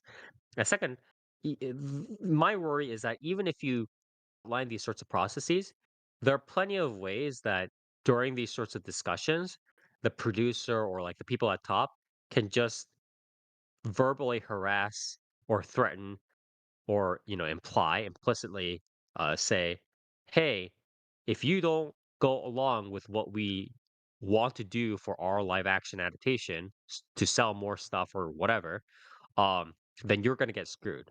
And that has this exact same effect, similar effects in terms of dampening the author's motivation or, messing with their work as did the previous process, right? So, we just need to make sure that these companies aren't running roughshod. That's the big thing. It's Yeah, I mean it's a good start, but making it's all, like yeah, there yeah, needs to be more things that are in there that essentially mean that like from the beginning. accountability, Like I do know, accountability. yeah, and I do know like it said, they said that, but it's like Yeah. There also needs to be a guarantee that there is like either an out or an understanding that you're not just gonna fucking Yeah, like steamroll an author if you like don't if like yeah. someone thinks that Especially as they know these better. companies become more powerful. Yeah. So it's very unfortunate, but we'll see how it goes. Uh, and final piece of news, we come back slightly on this will touch back upon what we initially discussed with like the AI stuff, but the Screen Actors Guild, American Federation of Television and Radio Artists, also known by the familiar abbreviation of SAG-AFTRA, labor union announced on Thursday that union members who work on video games will be going on strike effective July 26th.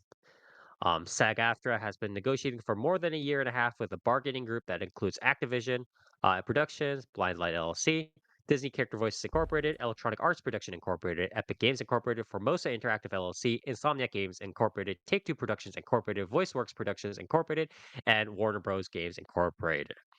The negotiations began on October 22nd. Um, 22, excuse me. And in September 2023, SAG-AFTRA members voted 98.32% in favor of a strike authorization against 10 video game companies. The vote at the time did not initiate a strike, but permitted the union's national board to declare a strike if ongoing negotiations were not successful. SAG-AFTRA stated on Thursday regarding the lengthy negotiations and the reason for calling a strike now. And they say, although agreements have been reached on many issues important to SAG-AFTRA members, the employers, so in this case Activision, Warner Bros., so on, refuse to plainly affirm in clear and enforceable language that they will protect all performers covered by this contract in their AI language. So they were kind of going back and forth both in terms of coverage for protections against AI, right? AI technologies.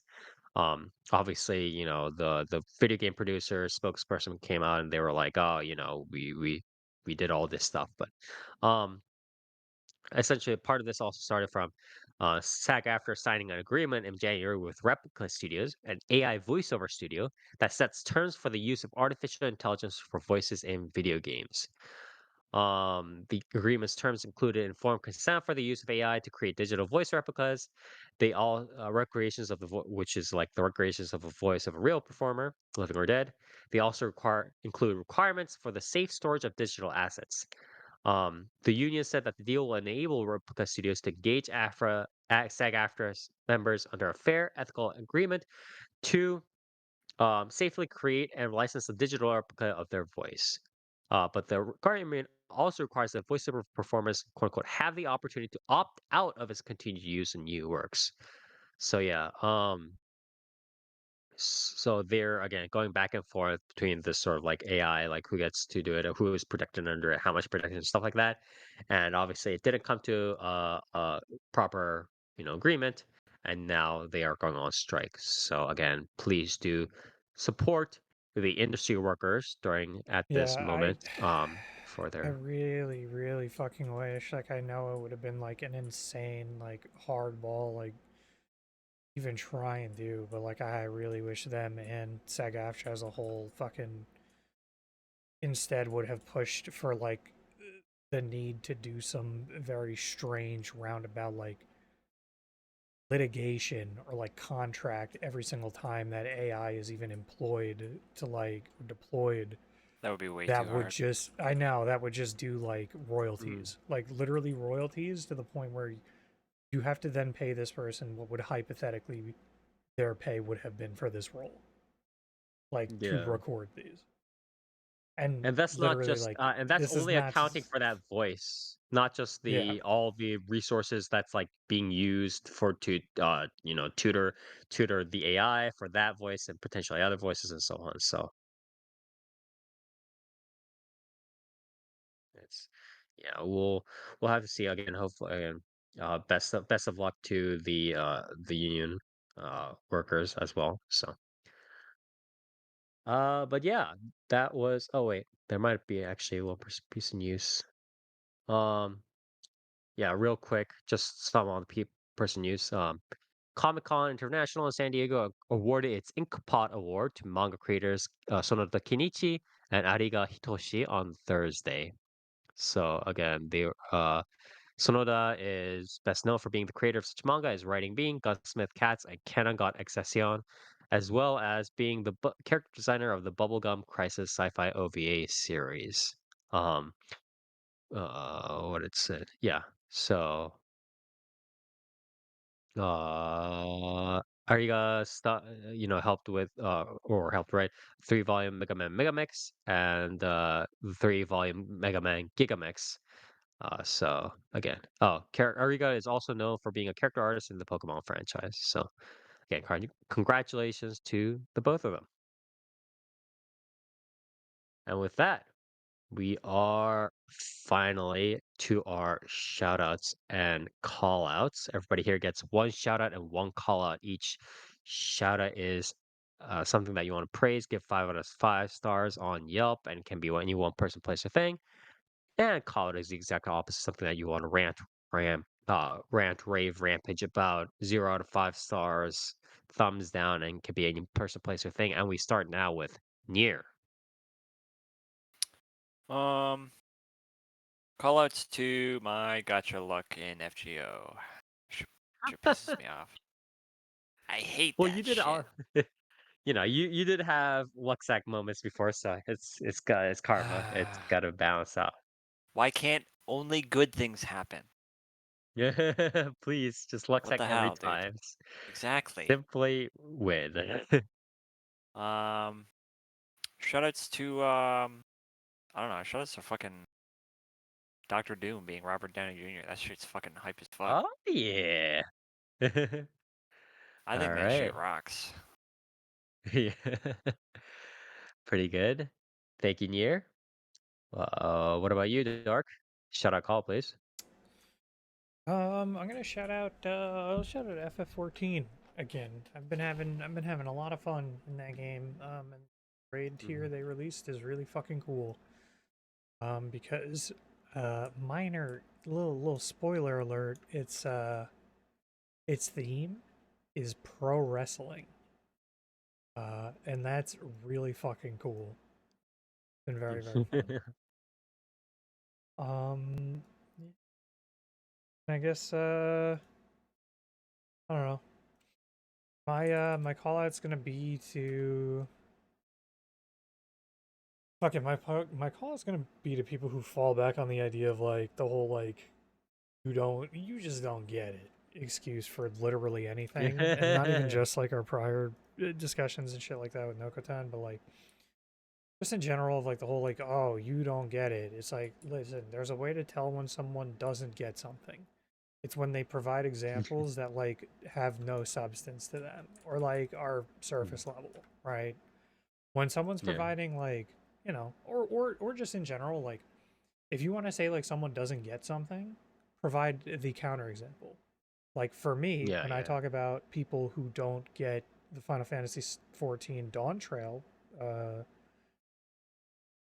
what do you call it? Dawn Trail main scenario quest, I start talking about how they completely overlook the, themes of anti-imperialism, anti-colonialism, the themes of like over commodification or what do you call, like one of the big things that no one talks about is, and I don't know what the sort of specific word would have been, but the idea of like no matter how much you clean up a process, if the process is like doing something that is like abhorrent to nature, like it doesn't matter how clean you make it, right? Like it doesn't matter how like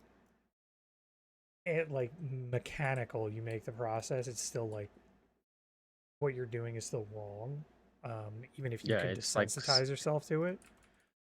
yeah, it's like it's like systemic. It's like it's like it's like there's like a fundamental flaw in it, Yeah, anyways. it's So so like things like that, it's like I usually am pointing at, and it's like, yeah, like that you can make an argument for not getting.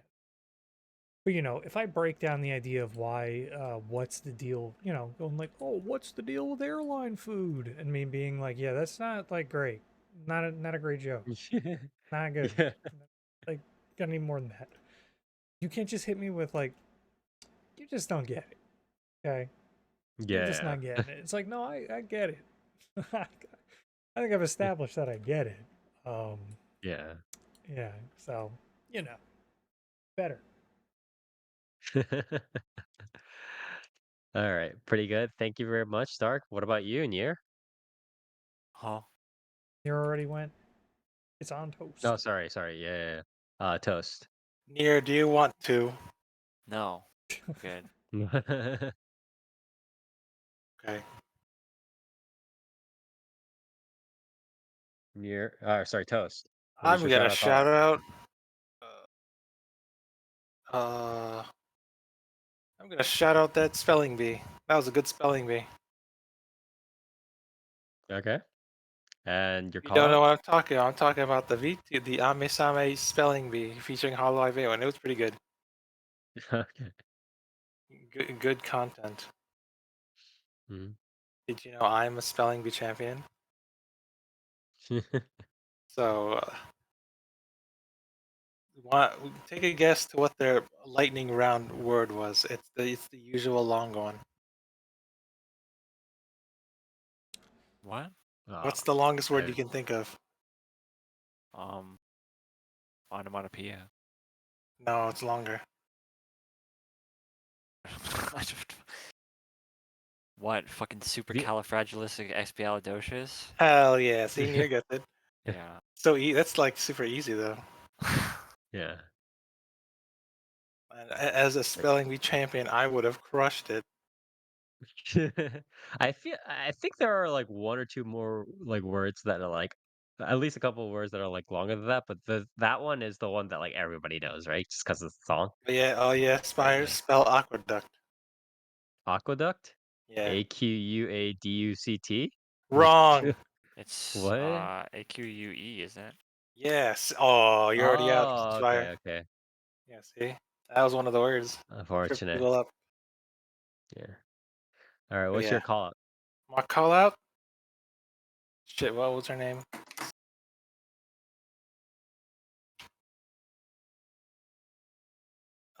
My call out is to Strasbourg.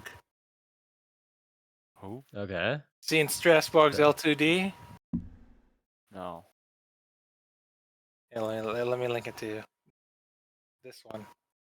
Why can't I get an L2D like that? Why can't the girls? Why can't the girls that I like have L2D Oh like my that? god. You seen this one there? It's pretty good. Ah, what the fuck, dude? Oh, This game is just porn at anyways. this point, dude. Hell yeah. I mean, that was Yeah, all evident from before for me at least. it's But it's a good L2D, but I want new Bremerton and new Honolulu skins, and an good. L2D Asanagi skin. Anyways, thank you, Toast, for your shout out call out. I guess mine is for shout out. I was going to say, I was going to say that I was going to be thankful for the weather in Ohio not being fire, and by fire I mean like literally like just like not having wildfires near me, as opposed to California or like Canada or wherever there are fucking wildfires everywhere. There you go, But I Nair. was Here are the other ones. They're pretty good too, but I like the special touch one. Funny. I was going to my real shout out was actually I know there was like a couple of VTubers that were out that kind of had disabilities, and I was like listening to some clips of like them having like disabilities or like talk about how they were kind of like deaf and stuff like that.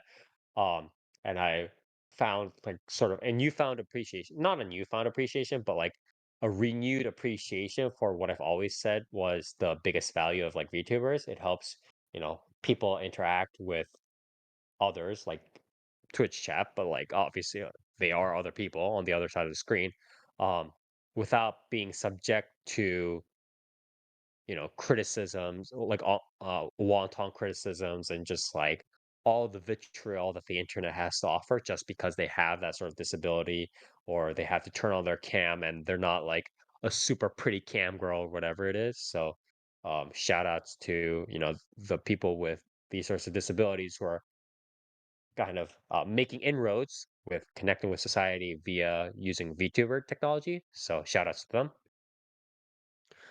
Um, on the other side of that sort of coin, my call out is to people who I don't personally like using this term too much, but the people who are terminally online. And there's been a lot of discussions that I've been involved in recently that involve people being very, very parts of very, very weird parts of online communities, and then taking that weird aspect and using that in real life to um, deleterious effects or to negative effects on other people.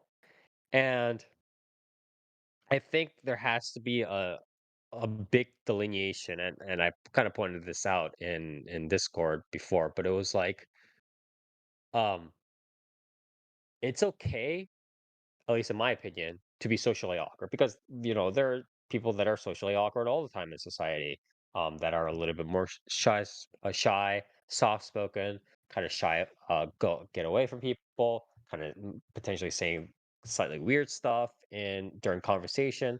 That sort of thing happens all the time, and I think part of it is part of us being members of society is trying to accept some of those people, um, even though they're not necessarily the best speakers, right? That's one thing. But I think there's this growing crop of people whose demographics are mainly on the younger end, right, of the scale. And these people mistake us having to accept, us having to accept socially awkward people with them going like, "Wow, haha, forehead, uh, uh, fucking Craigasm, fucking XQC ninja drama thingy, Pokemon," like, and like Twitter stuff, and just taking all of the drama and the way people act on the internet and like Twitter stuff and just like the caustic these sorts of like internet culture, right? Taking that internet culture and sort of like actualizing parts of that, if not the whole thing, in real life interactions, in physical situations. And there's a big difference between the two because one is simply kind of like not being in tune with how people are in real life, and the other is just like, oh, on the internet I could just do whatever, right? That means in real life I can do similar things. It's like, no, that's not how that works. That is not how that works. You can use Fire hasn't come to weird, terms like, with them talking about Skibbity Toilet at the clubs, dude. yeah, exactly. Bro, Bro, what What is Skibidi Toilet talking is this? gonna get a about? movie, so it's getting movies, so it's already over. Bro, Yeah. what is it? What is this yapping you're doing, Spire? Yeah. Yeah. But fucking so it's like all these people who are, you know, if you're saying caustic sort of like sexual fetish things on Discord or on Twitter because, part of the internet culture is to be extreme and you get noticed when you're extreme and you see all these internet streamers that are getting attention because they're awkward and extreme, that does not give you license to do that in real life, okay? So stop it. Just Oh yeah, stop it. Spire. Name one fetish. One fetish? Just like a random fetish? Uh, Bondage, I guess. I don't know. But yeah, I Name just had to no, call it Anyways, sorry. Name one PG-13 fetish. The kids would understand. PG-13 fetish. What is that? What does that E-girl. mean? Tickling? I don't. I mental guess. illness. And I Manhattan. I would say tickling. Yeah, but I yeah. was gonna say what devious licks, but like, what else? How do you feel about That goth reminds girls, Fire? Are goth girls Goth still in? girls. Goth I mean, girls some are people like always them. fucking in, Near like dog. them. Like, Yeah. Who doesn't like goth girls? fucking Yeah. crazy. I don't think anybody hates goth girls really. Like, you'd see a But goth girl and you'd be like, nah, actually, it's not seasonal. Sorry. What the fuck? gotta wait until winter for that shit. They gotta wait Yeah, until pumpkin Apparently, spice rolls out, apparently. Like, damn, yeah. man. It's gotta season now, babe, baby. did you know there's something But called a pastel goth? God, fucking. Isn't that just like a scene kid? No, uh, no, apparently not. Pastel Oh, goth? Like pastel colors? This is what a Is it pastel goth is it like looks a like. Ganguro kind of stuff Isn't going that on? just like a What is Negro? that? I guess. Sounds like But a anyways, cyberpunk type thing, you know? Yeah, oh, this is what yeah, a pastel goth looks like, and I'm like, that's goth. that is literally just scatter stuff. That is That's just like scatter Th- stuff. that's Yeah, just like but punk. Yeah, it's like punk shit too. Like That's punk, just Toa, yeah. dude. I know. I was like, That's Fauna, just Fauna brought it up in her stream, and I was like, isn't that just Toa? It yeah, is. that's just like standard like not even punk. It's just I don't know. It's just like standard ghetto kind of Harajuku kind of stuff. But anyways, that's neither here nor there. That's not what I want to discuss. Again, that was my shout out call out. Call out. Don't be online like that, or don't try don't to let your freak flag transfer fly, online. actually, Yeah, as a matter of don't fact. Don't do your that. like of Skibbity Toilet and XQC memes are not applicable in when you're Anything. talking to somebody in real life and anything. Yes, that too.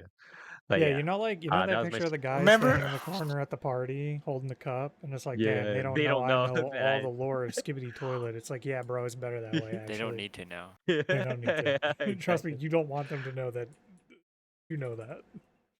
Yeah, You know, my last encounter with that kind of stuff. but Remember when VR chat was popular and the Knuckles oh, meme? I know where you're going with this. Yeah, I hopped into VR chat once to check it out, and there was just a bunch of people spamming "Do you know the way?" the whole time, and I was yeah, like, yeah, okay, yeah, no yeah, thanks. yeah. But yeah, that was my shout out call out again. And with that, we are finally done with the second episode of our summer 2024 run through.